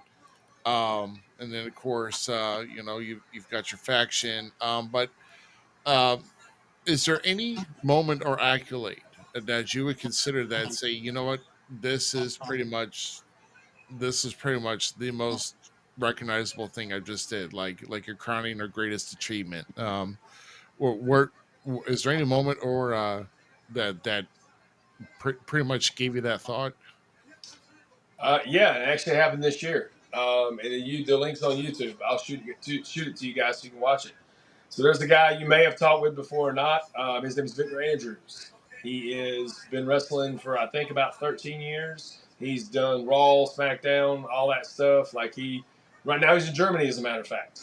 He's one of my best friends in the business, and we did a 60-minute Ironman match, empty arena, and it was about 95 degrees in there. It was a few months ago, and it is the hardest thing I've ever done in my life, physically, mentally, and emotionally. And if you watch it, you'll understand why. And the fact that I was able to keep pulling myself up off that mat when I was ready to die and quit, that's the thing that I've accomplished the most in my entire wrestling career, as far as feeling like that's my legacy, like that I did this and I proved to myself. And to be quite honest, since that match, things have gotten so much easier for me because I didn't quit there. There ain't nothing gonna make me quit that. Well, that's a key component right there. Put yourself under stress and put it on there long enough, you can go farther. 100%. But as far as titles, definitely that APW television title I'm holding right now, because when I first came in that company, I mean, matter of fact, I was brought in because Victor was like, hey, we need a guy. He'd already been there and established. So they didn't know who I was really. And I went in there and I proved myself. I got over with the fans and they were like, hey, you're getting the belt. So that means a lot to me. And I proudly defend it everywhere I go. So definitely that one. That's awesome. Yeah, I mean, it's good where I mean, it's we get that accolade as far as, I mean, no matter what. I mean, sometimes it can be inside the ring, sometimes it can be outside the ring, or maybe a combination of both, where it happens somewhere else. But to know that you're recognized, I mean, or if you accomplish a goal that you set out to do, then I mean, as long as you feel a moment of completion, then there's nothing could take that away from you after you've achieved that goal. So that's awesome, man. Absolutely. Well, I think too, like, a lot of people talk about success and what success means to you, and I think it's different for different people. Like, a lot of guys want to get that contract. They want to go to WWE. They want to go to AEW. That would be wonderful. Like I said, I'll be 43 in a couple weeks. That ain't happening for me. I get that. I know that. That's not why I still do what I do. I do what I do now because, well, for two reasons. One, to help the guys that are coming up now, and also to the fans. Like, the world's not a good place. We know that. We're not going to act like that it is. And there's so much that goes on in your personal life and politics and this and that, and just negative all the time.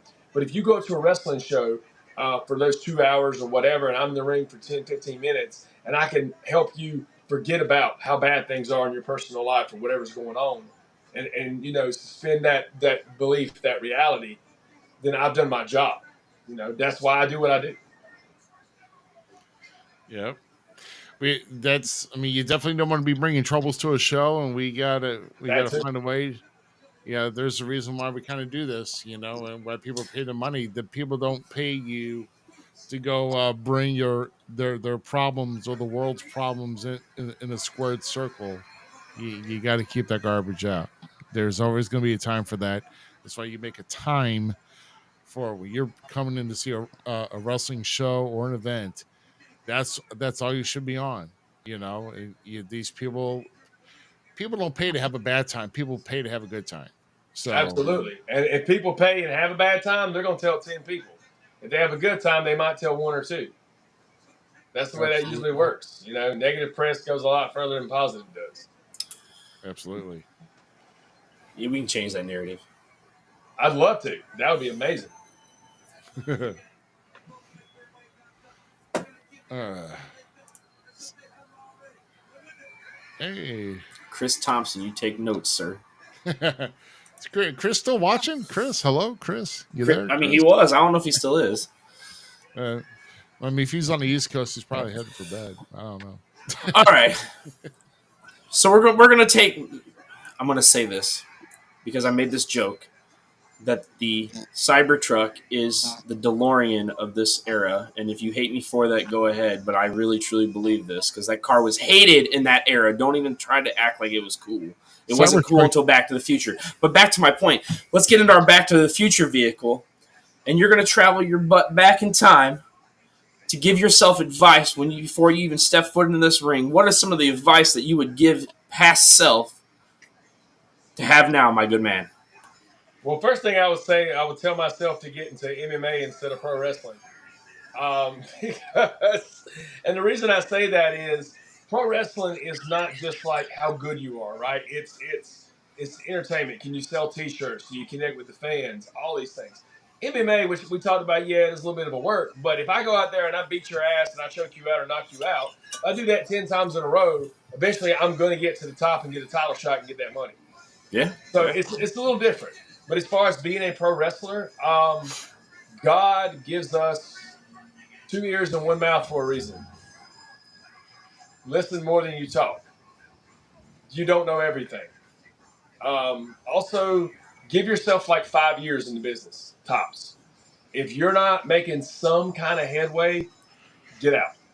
If that's what you, as far as like, this is what you want to do for a career. If that's like, I want to get a contract, maybe 10 years max. Like, and when I say that, I mean like I don't mean say like big fish in a small pond. I mean get out and start traveling. There's guys I know right now that have less than a year in this business that have been traveling more almost than I have in my entire career because I stayed too long in the same area because I was unsure about myself and my talent. And once you get outside the area to get in the ring with these guys that are better than you, you might get exposed. Well, maybe I'm not as good as I thought I was. And if you've got an ego, which I have had in the past, you can ask just about everybody in this area, then it's going to damage it. So that's the advice I would probably give most, though, is travel. Get outside of your comfort zone. Learn to be comfortable with being uncomfortable. You know what I mean? I feel that. I get that. Yeah, because I was, I was traveling to different promotions and different states and cities within my first 2 years in the business. That's awesome. I wish I would have done that. I really do. You know, because I got the itch. I mean, it's like because people saw. I mean, I'm not trying to toot my horn or anything of that nature. Oh, go ahead, toot it. You know, because people saw how I was trying to, trying to make something better and trying to be the best that I could as far as a wrestler. Now, this is even in my rock and roll era, which is back, when I looked like Ricky Morton's stepchild within like my first year or so in the business. Yes.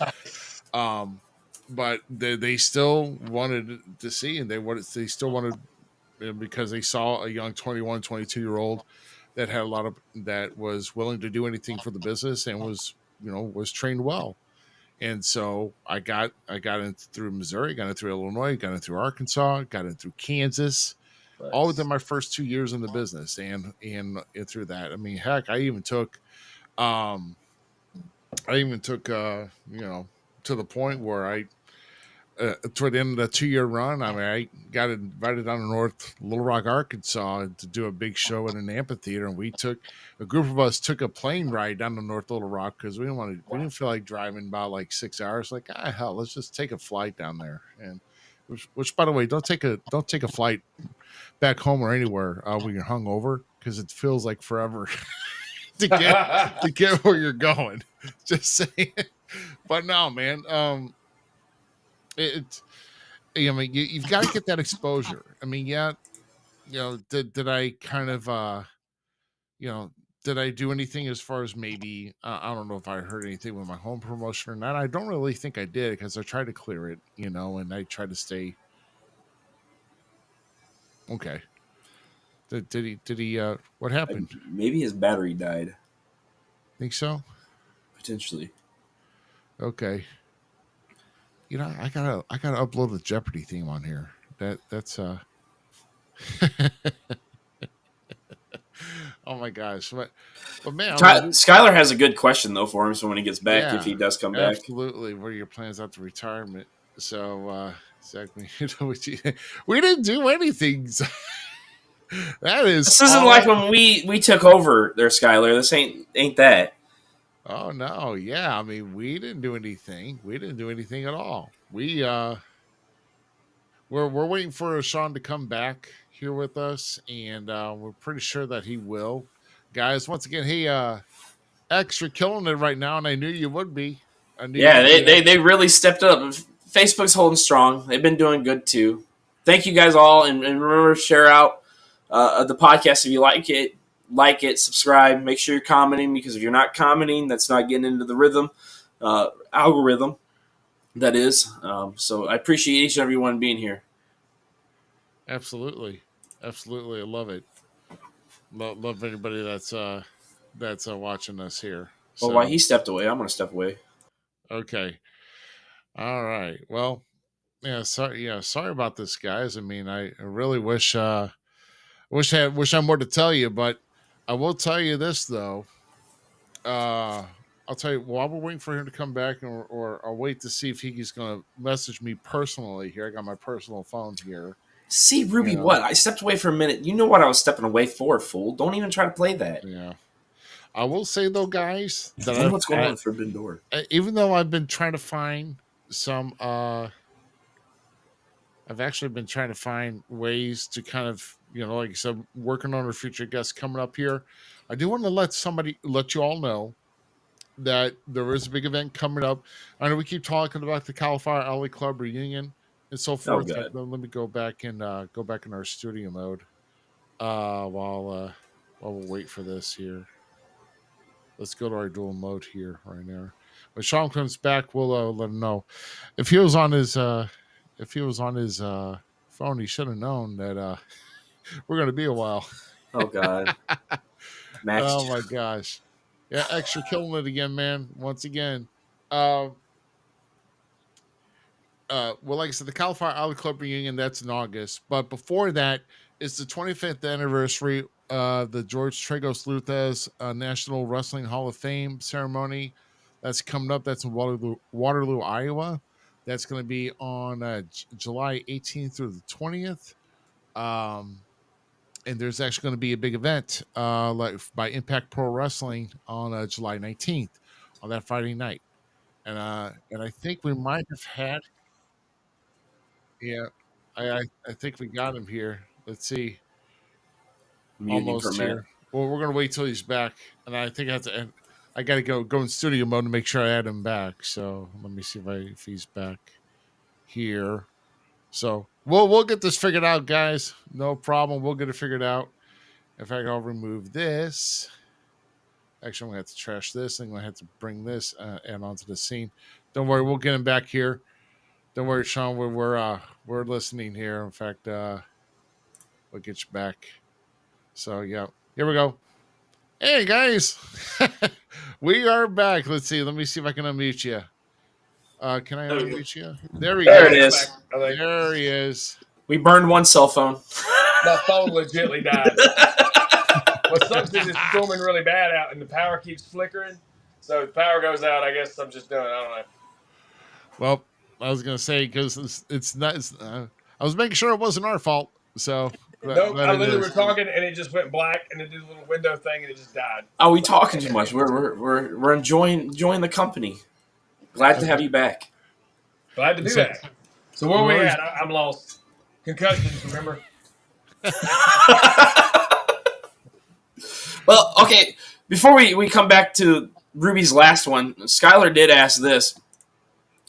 What are your plans after retiring? Do you want to train guys, or would you be done completely? First of all, that is a dirty word. We don't use that word, retire. Dude, I've retired from this sport business like 4 times. We don't retire. First of all, if you don't have an actual career, where like you did something and accomplished stuff like, contract wise. I don't think it's retiring. We just kind of fade away. But I don't know. I've been asked that, man. I'll be honest. Like getting back to, like I said, when I was trained, I would not want somebody to have to go through the same thing I did, where you didn't get trained by a guy who made it, and it just made it harder for you to get somewhere in the business. Although I will say it's different nowadays. Like I know guys who've been trained by guys who really didn't do much, but yet they've already been on AEW, they've been on WWE, because it's all about like not what you know, but who you know. So I mean, maybe. I always thought like if I knew a guy who got a contract and then they come back down and they opened a school, I would assist. It's funny, actually, a few years ago, I was named as a trainer at the School of Morton in Chuckey, Tennessee, and it just didn't work out to where I could ever actually go and do it. So, man, I don't know. That's tough because, like, to me, it's kind of like, don't throw stones if you live in a glass house. So if I don't do everything perfect, and I'll be the first one to tell you that everything I do in the ring is not perfect, it's kind of hard for me to try to train you to do something that I don't do correctly every single time. So, short answer, possibly, I guess. There you go. Yeah. And I want to come back to a while back here. Chase actually, I think he's being funny about this. Is like, does that hat stay on during the matches or no? I don't know. It stayed on enough for me to beat you Saturday night, so that's cool. I'm just saying. With an actual amateur wrestling role, I might add. So, I love you, Chase. I'm just kidding. Man. So yeah. So I mean, so once again, we've been having a great talk here with the Carolina Classic Sean Cruz, and so it looks like the last official question on our docket here, of course, is talking about having a great support system while you're living your dream. You're living yourself as a full-time professional wrestler. So which friends or family members have influenced and supported you along through your journey of your professional wrestling career, and in what ways have they impacted you? Definitely my sister. She's been there. My mom passed away.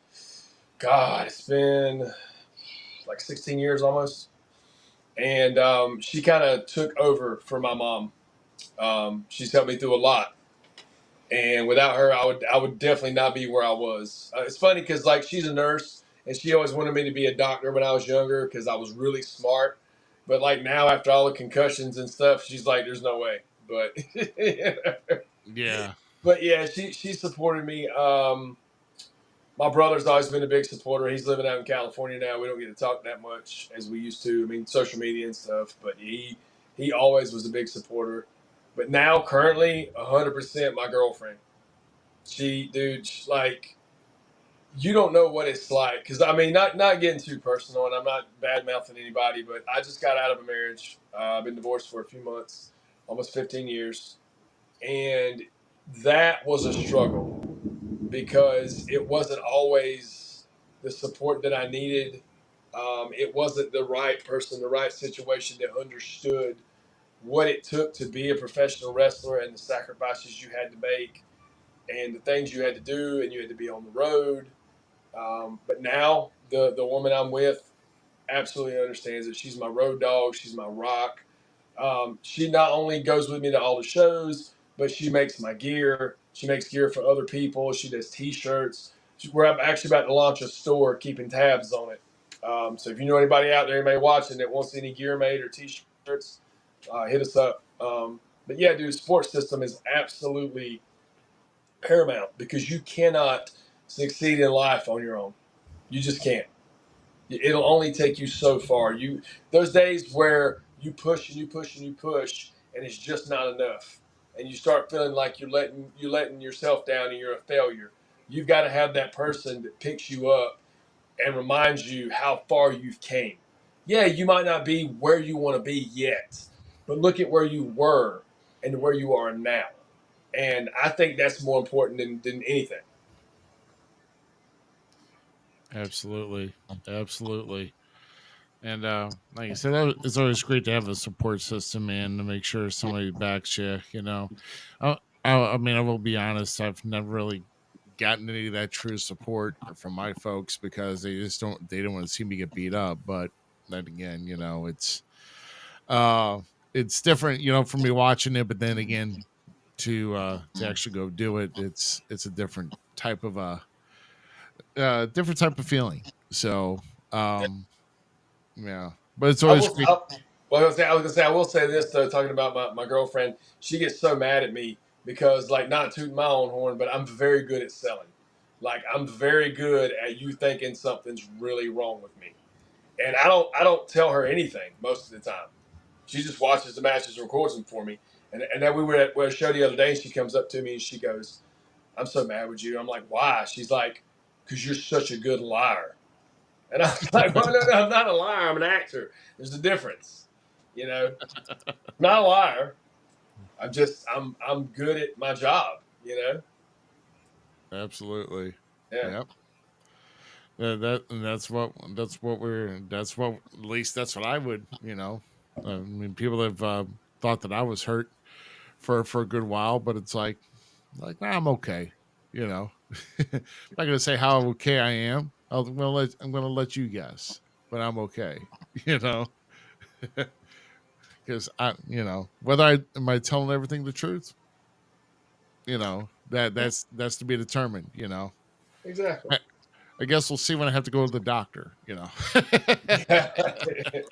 or the chiropractor, or anything else I gotta go to. So, oh man, but I'll tell you, man, we've had a great conversation here for you here tonight, and like I said, I know you've made a post that you're actually trying to work on July 4th and July 5th. Yeah, Uh, well, originally I had a fourth booking, and the promoter decided to cancel because of the local fireworks, which I get, I understand. I mean, I'm not mad about it, but I'm actually working the sixth in Lewisburg, West Virginia, at a fair show, which I love fair shows. I know a lot of guys complain about them being outside in the heat and all that. I absolutely love it. It's funny you were talking about Heath earlier. So I just did a show with him last weekend. It was a wedding.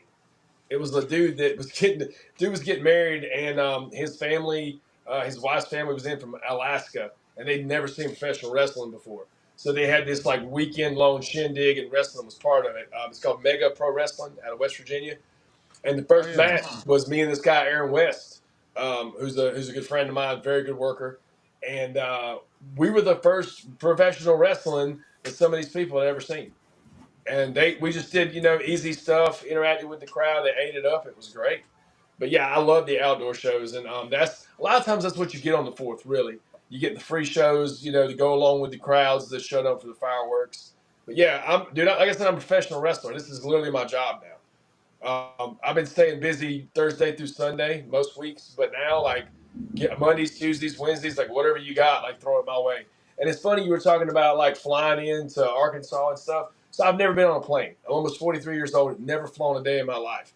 One of my goals and my dreams this year is to fly on a plane and to be flown in to a show to wrestle. And I'll go even a step further to anybody watching that wants to book me. I'll come work your show for free. Just fly me in. dang, That's wow, it. Wow. That's how much I want to experience that. You know. that's crazy. Yeah, I mean that's as far as getting there is cool, but then you're gonna have to somebody pick you up and bring you in, and oh yeah, all this other yeah. So I mean it's crazy, but yeah, I mean I think I was like 23 then when I got flown in, but then of course I when did it? Well, the reason we all partied and like we partied to like about 5:30 at night. Then we actually had to get up. We came back to the hotel, crashed at 5:30. I literally only had to sleep for 45 minutes before I was like, like it's like Ruby, we gotta go, man. Cab's waiting. You got like 2 minutes. I'm like, dude. I'm like, I've been the clothes from the entire night, and I'm sitting here trying to gather all my gear out of my suitcase to get out the out the door. It's like the craziest thing, man. But it's a great story. You got a great story out of it, right? That's what it's about, man. Oh yeah, and then they kind of sway back and forth in an airplane seat for like 70 minutes. It was a great. It was the greatest feeling ever I'm sure. in the come home to an angry girlfriend. So that was great. That's the best part. It's awesome. Well, man. So like I said, I mentioned that you got a Facebook page, Sean Cruz, of course. You can find him on Facebook. And then also, where anybody else can find you online or on social media? Oh yeah, I got Instagram's official Sean Cruz. My TikTok, off the top of my head, no idea. But if you search Sean Cruz, you can find it. Same with the X, which I'm just getting into the X thing. Um, yeah, I guess that's pretty much it. Yeah.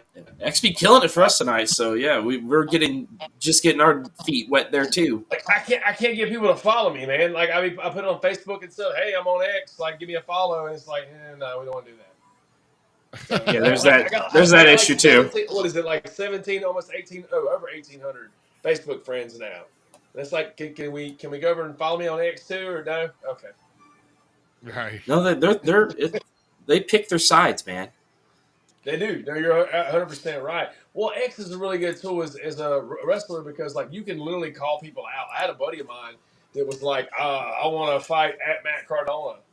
And, like, dude messaged him and was like, told him what it would cost to bring him in and all that stuff. It's like, get it booked and I'll fight you.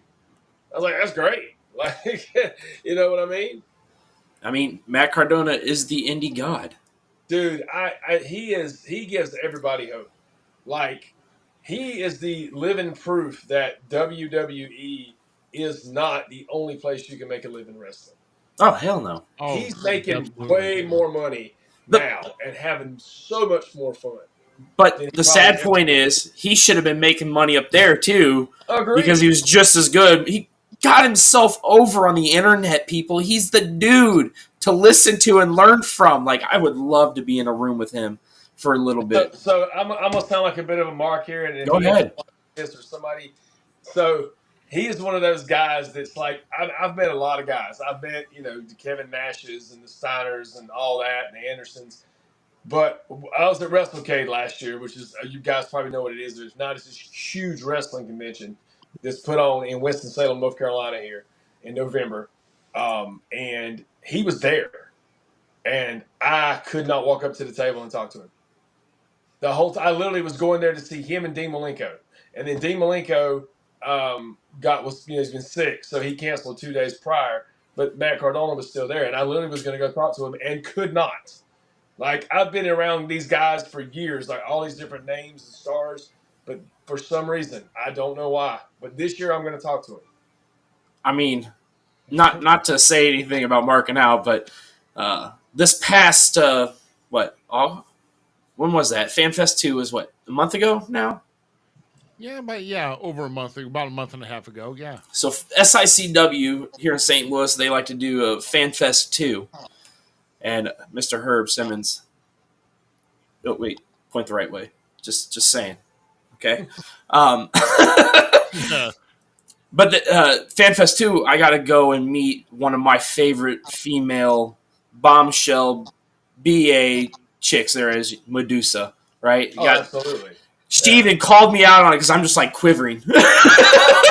I'm like, you don't understand. Like, I have a love for female professional wrestling. Like, I have a love for it, and the art form and the ability some of these women have, and having 2 daughters myself and being able to sit down with my 2 girls and be like, these are women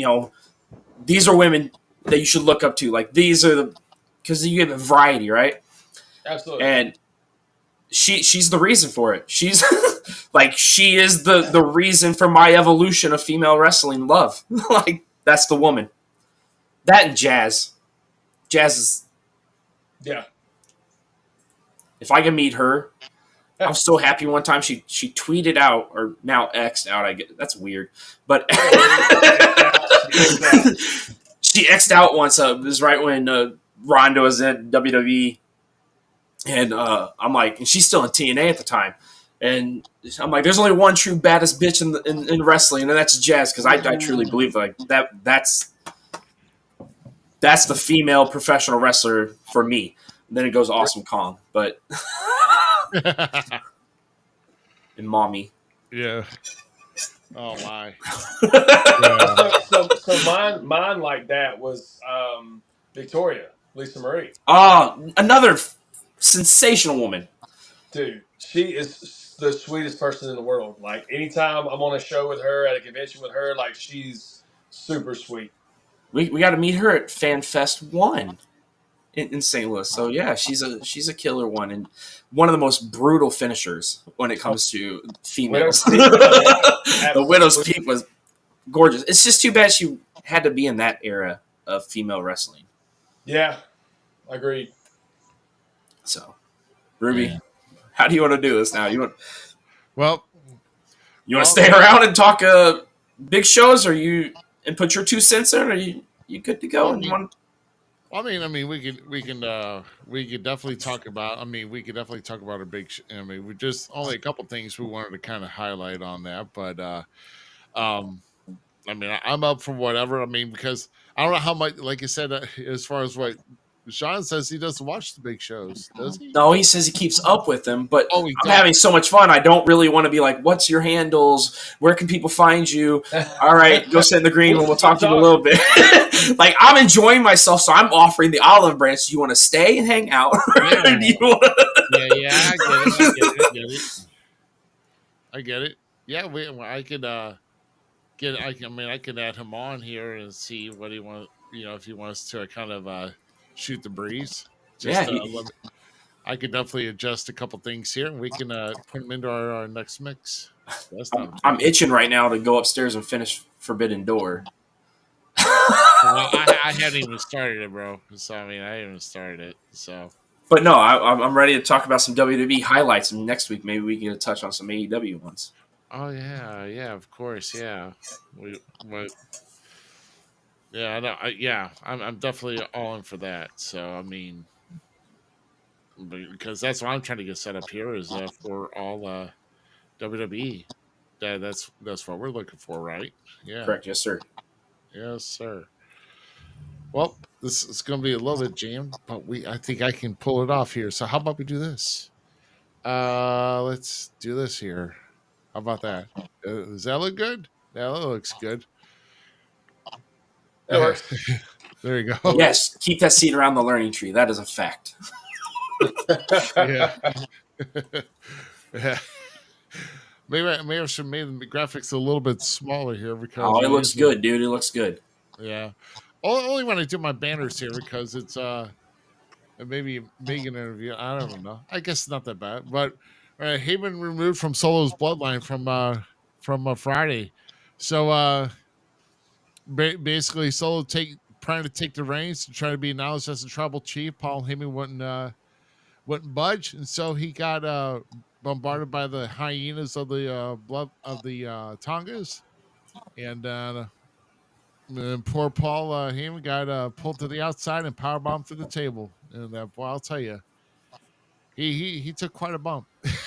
Yes, he did. Yeah. So and all of this, in fact, happening on the week where Sika passes away. The Anawani family, suffering a loss, and they're still doing through this, making things best for the business. So hats off to them for being professional.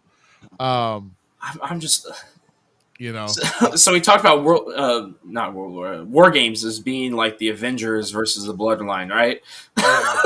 we're in a whole new realm of comic book. When it comes to how this bloodline is being formed, and I'm curious on who is. I'm liking some of these ideas that maybe Brock Lesnar joins up with Roman now, and Punk and stuff. But I'm still waiting for Jimmy and Jay to show up, Roman to pop up, and let's get this Civil War underway. Oh So, yeah. what do you think? Like, what do you think The Rock fits in all this? I'm really hoping he's the kingpin.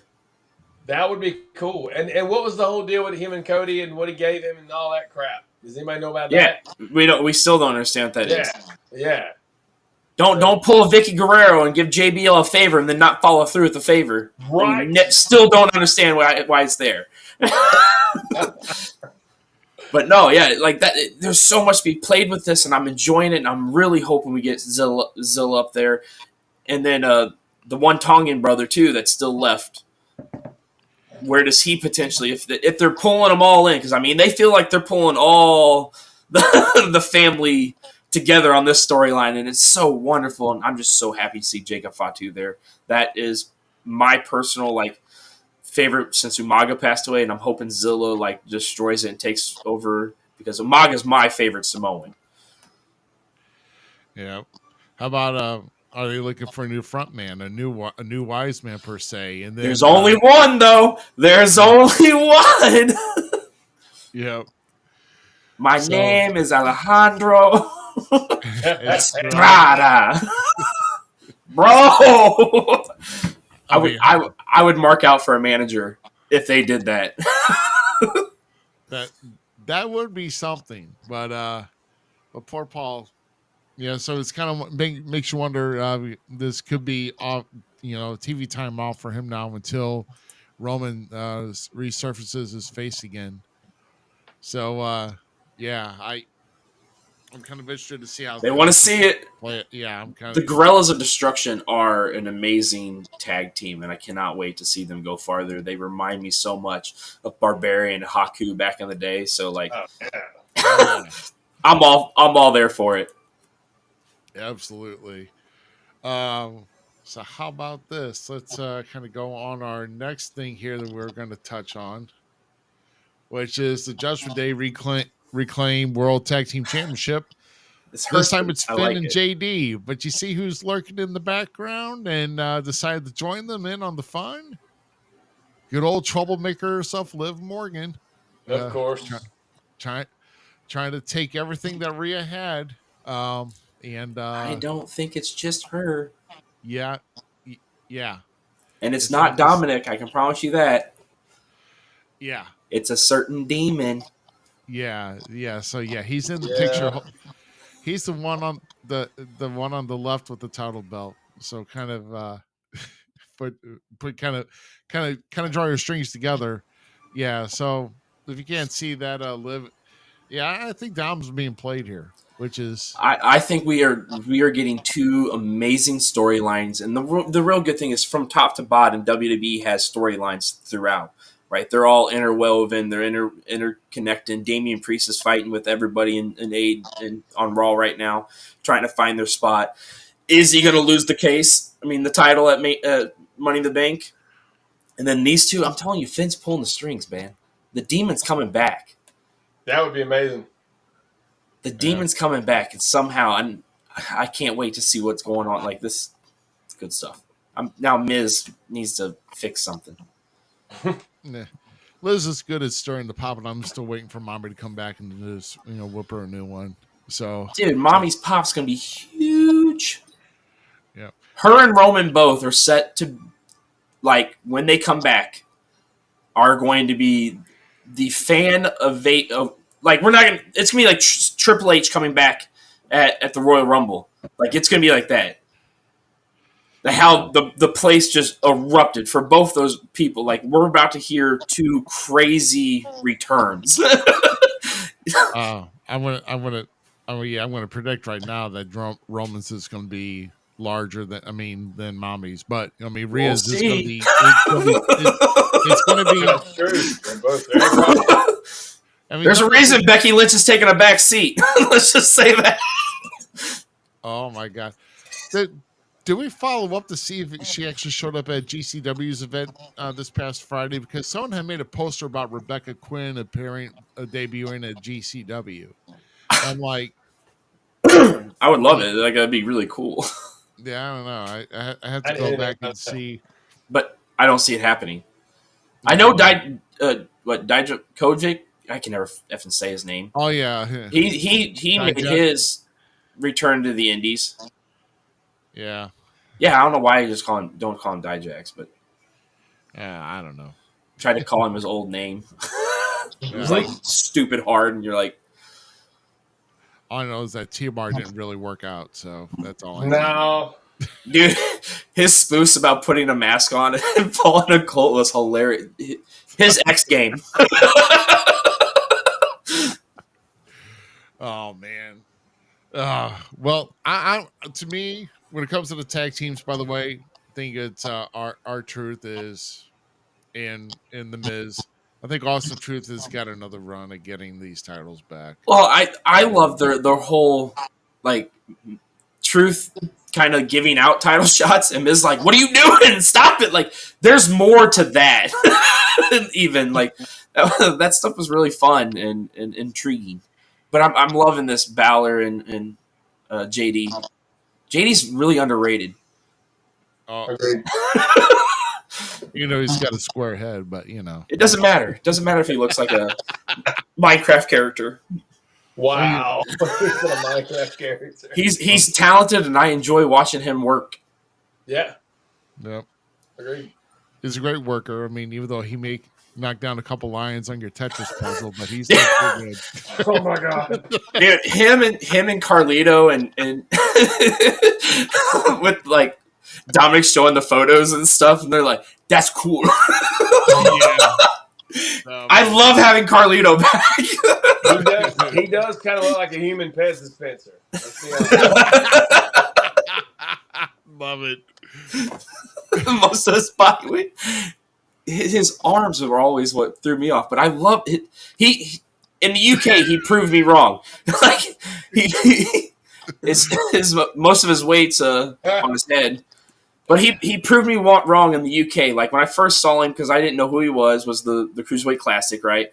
And I'm like, who's this goof? And then watching his UK run, dude, with NXT UK was fun. Go back and watch that stuff because that stuff was killer.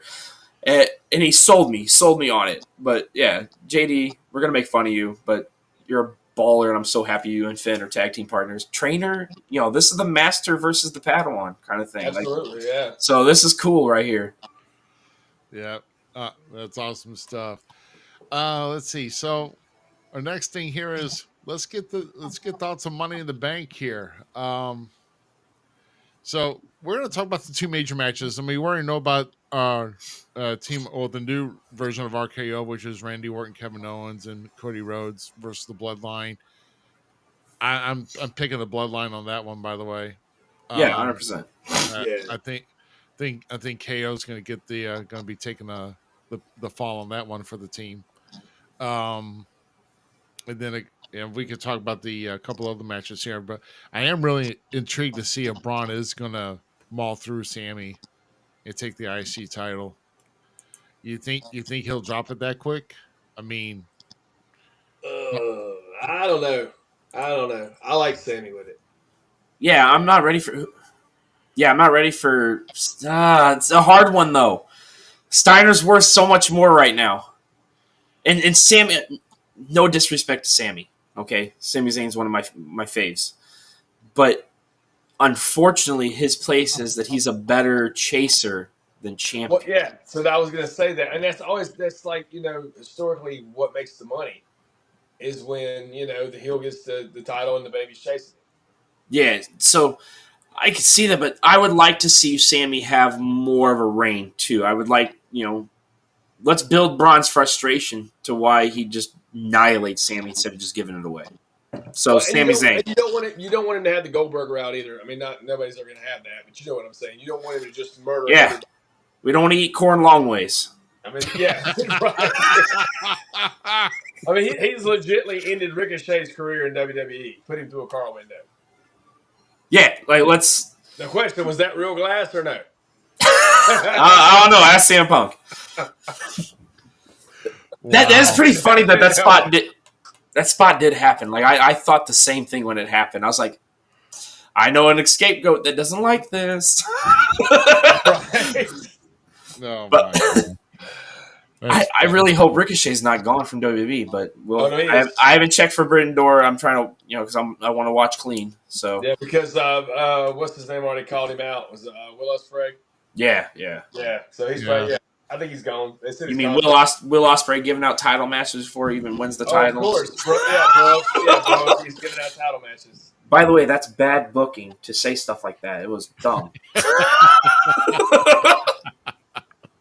Exactly. I would say Sammy wins, but it's going to be by DQ. I think Braun's going to lose.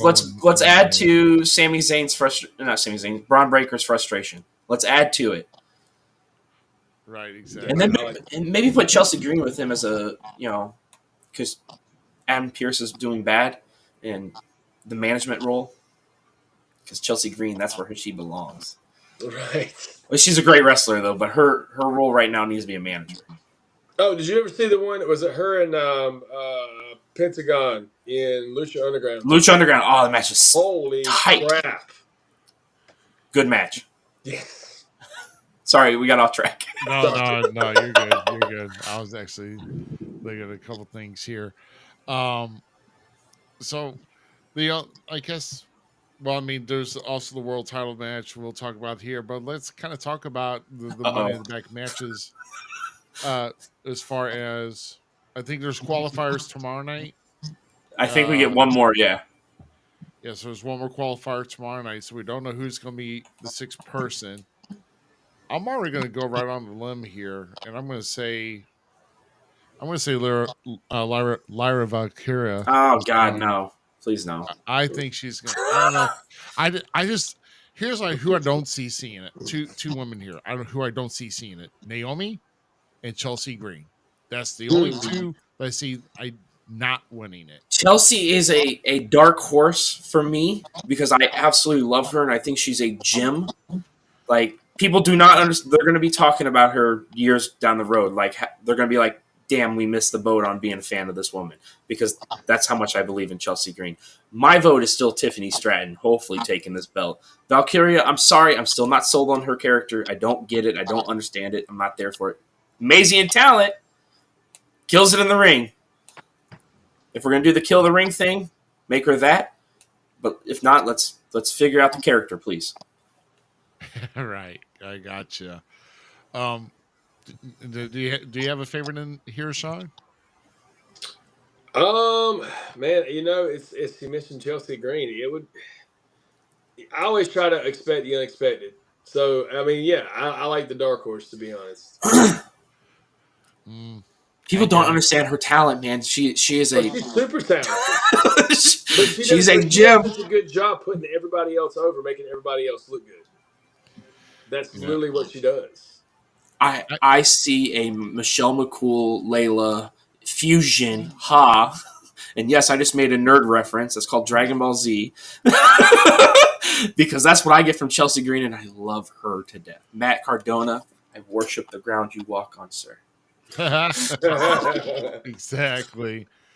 I mean, I like Chelsea Green with her work. I trust me, I do. But I've already seen a post she made on X that if she gets this Money in the Bank and she cashes in successfully, she's bringing back the Divas Championship. Shut up, man! That is the ugliest freaking belt. Lean into it. Lean into the fun.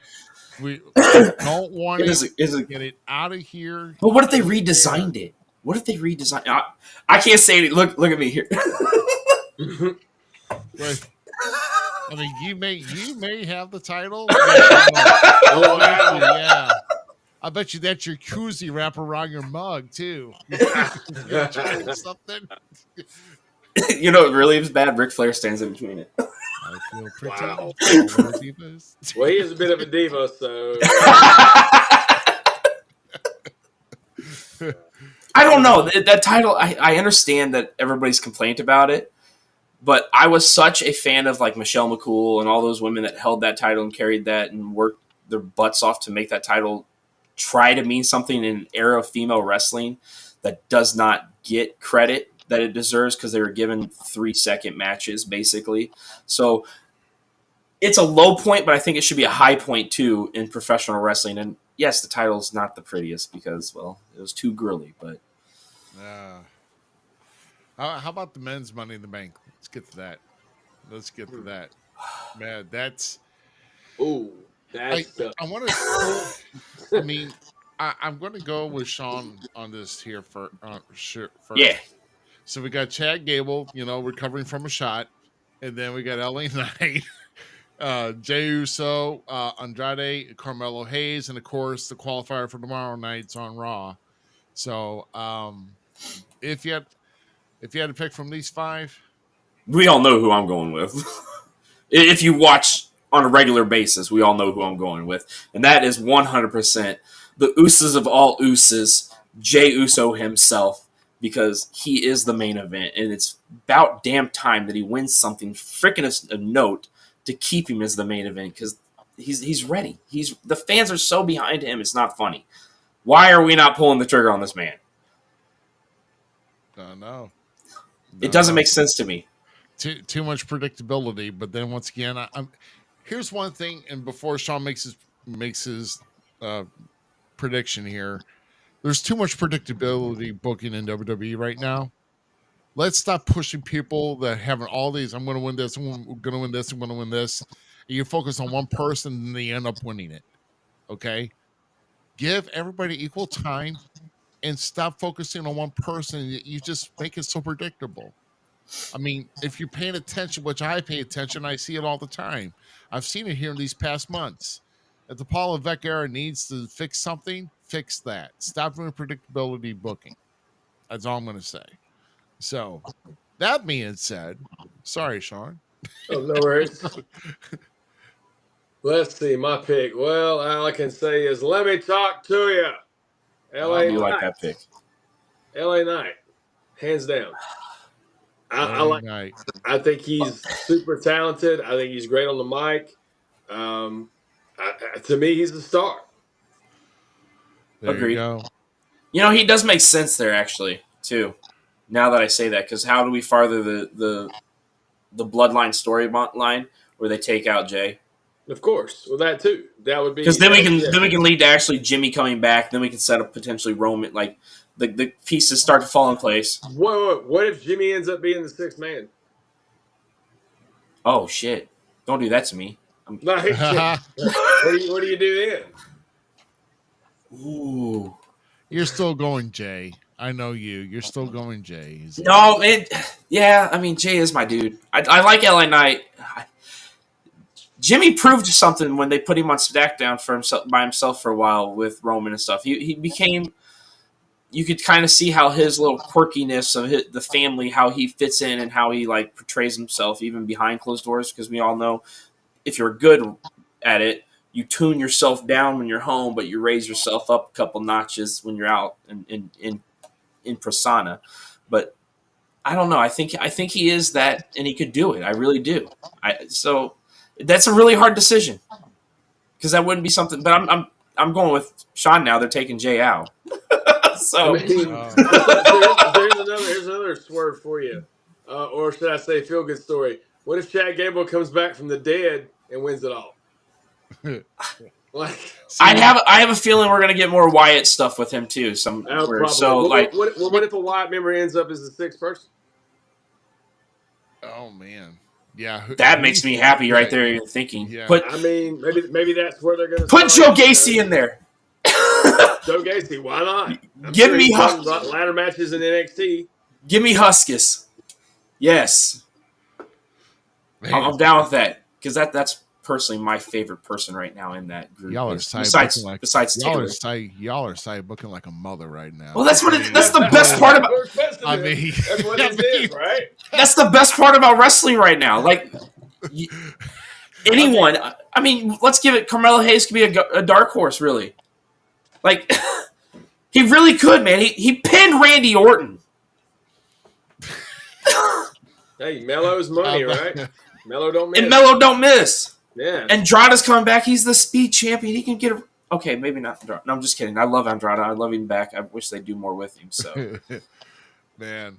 Well, Sean was kind of going in a little bit of direction, but what if we get like the ultimate, I consider a dark horse, after multiple times of missing out on another title opportunity.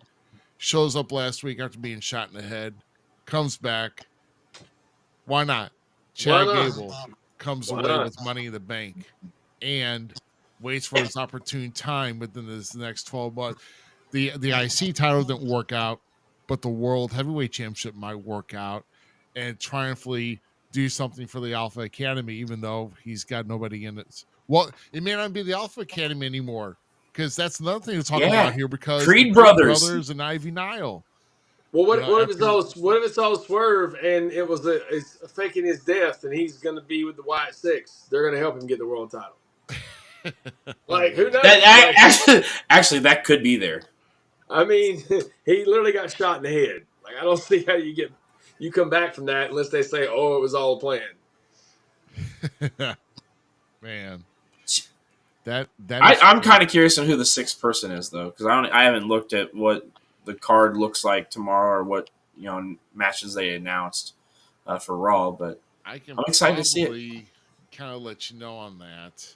But to me, it's leaning heavy J. So this is a time to shake it up, though. Yep, it's time. So can I get Miz in there one more time, be the third time, and then win the title one more time? That'd make me happy. That's my actual booking. If I'm on WWE 2K24, Miz actually ain't my champion right now. But 2K24. Hey, dude, my son and I, we go head to head sometimes on my GM mode, trying to make the most money. Yeah, that game mode's fat. Love that game mode. Dude, do you give your character a Divas entrance? No, so. Come on. It's serious. Aren't you supposed to be doing something? I'm trying to keep the flow going. I know. I'm sorry, man. I mean, but no, it's gonna be an interesting show. Yeah, definitely. It is. It is going to be definitely going to be. That's going to be the Saturday night. Of course, I'll be at a show, and I'm sure Sean's going to be at a show.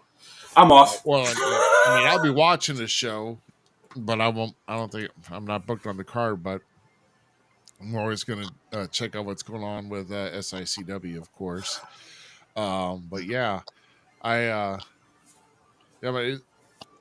shoot, catch it. We'll talk about it. We may possibly talk about it next week. Who knows? But I know the next week, though, like I said, we were lightly talking about while Sean had to switch phones because of it died. That same phone, I just plugged it up. Yeah, there you go. Yeah, give it that juice. Give it that juice. That's it, brother. So, the George Tragos Luthez National Wrestling Hall of Fame induction ceremonies and festivities. That's going to be in Waterloo, Iowa, on in about 3 weeks, July 18th through 20th. That's going to be a big event, and we're going to have a long time, an individual who's been in the business a long time, who's actually going to be on the show challenging for the Impact Pro Wrestling Championship against James Jeffries on the 19th. And he was at the first Fan Fest last year, but our guest for next week is none other than Rock Riddle. What? Nice. That's awesome. So dude, Rock Riddle will be our guest next week. I just confirmed it before we went on the air tonight. And in fact, it didn't take much for me. So I was ready to go, and I was like, oh man, I forgot to message Rock and had everything ready to go.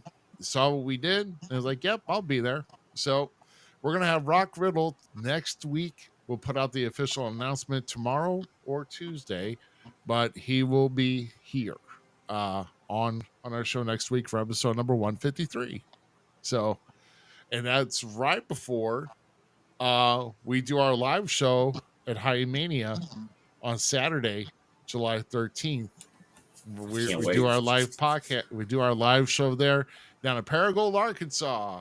We're doing a live podcast down there. Who knows? Maybe I'll have that High Mania cup sitting on our table as we're doing our show. How about that, Z? It'd be awesome. A gauntlet match is different than a battle royal. I have to like, and it all depends where I enter too. If I'm like number 1 or 2, I'm screwed. I'm telling you right now, I'm screwed.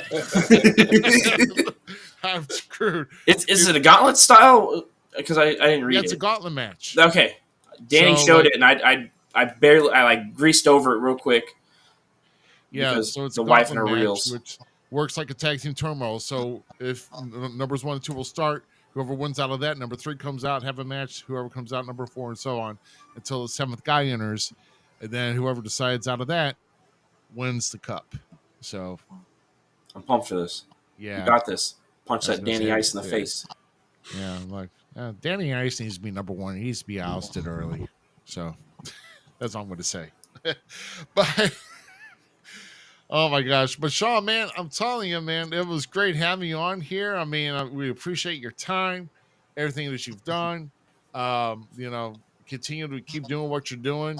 And man, definitely tell your friends about us. I mean, like I said, we always want to thank Matt Classic for kind of heading giving us your way, because I hope your experience was pretty good with us here. Oh, dude, absolute blast. Honestly, like nothing against any other podcast I've been on, but this is my favorite so far. So Yeah, and that's Yes. why I need to tell everybody where you tour. If you're looking for a good or not the best podcast to showcase all the hardworking individuals such as yourself, you know where to go. It's Absolutely. right here on the Falls Count Everywhere podcast, which by the way, X is still killing it. Oh yeah, So- killing it. Nice. So you mentioned Matt Classic. I just want to say right quick, July 20th, I've got a match coming up for AIWF Mid-Atlantic in Mount Airy against Justin Flash, Ooh, who I believe is their champion right now. He's got a title of some kind.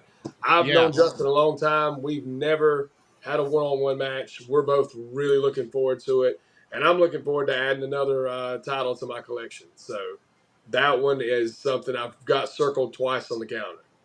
nice. And if I recall, I think the title he took off was from JAC. Yes, it was. Who was a Jay- former guest on our show. I really hope has he done his. No, he wasn't the one that wanted to do 24/7, was it? 24. Well, I don't I know. know he was going to Japan. Yeah, he just went to Japan Yeah, just yeah. recently. Great guy. Very guy. great.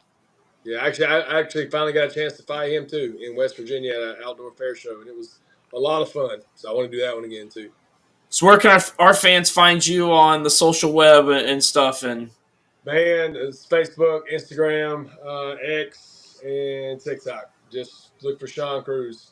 I'll be the old guy wearing, tights, whatever, sweating, wrestling dudes. That's what we do, right? Hashtag yellow and black plaid. So Yeah. Hashtag, yeah. I had somebody ask me if I was a lumberjack. Like, Hey. no. yeah. No, that's okay though. If you're not a lumberjack, that's okay. That is okay. Absolutely. I'm a lumberjack. I'm a lumberjack, and that's okay. Sleep all night and work all day. That's right. Oh my god, Love it. That's a great Mighty Python bit. I love Yes, it. it is. Monty Python's severely underrated. I wish they would come out with some kind of new form of Monty Python, but I just don't think you can. I don't think you can recreate that magic. Yeah, that's kind of hard, man. Especially with today's society. Yeah. Oh yeah. Well, my 10-year-old daughter, we was watching on YouTube the other day the Black Knight from the Holy Grail. She thinks that's like the funniest thing ever. Like, I was glad my kids were watching Spaceballs recently. they're doing a sequel. Did you hear about that? They're doing a sequel. Yeah, they're doing a sequel finally. Finally. So Man. I'm pumped. Awesome, man. Hell yeah. Well, Sean, once again, I thank you, man, for joining us here.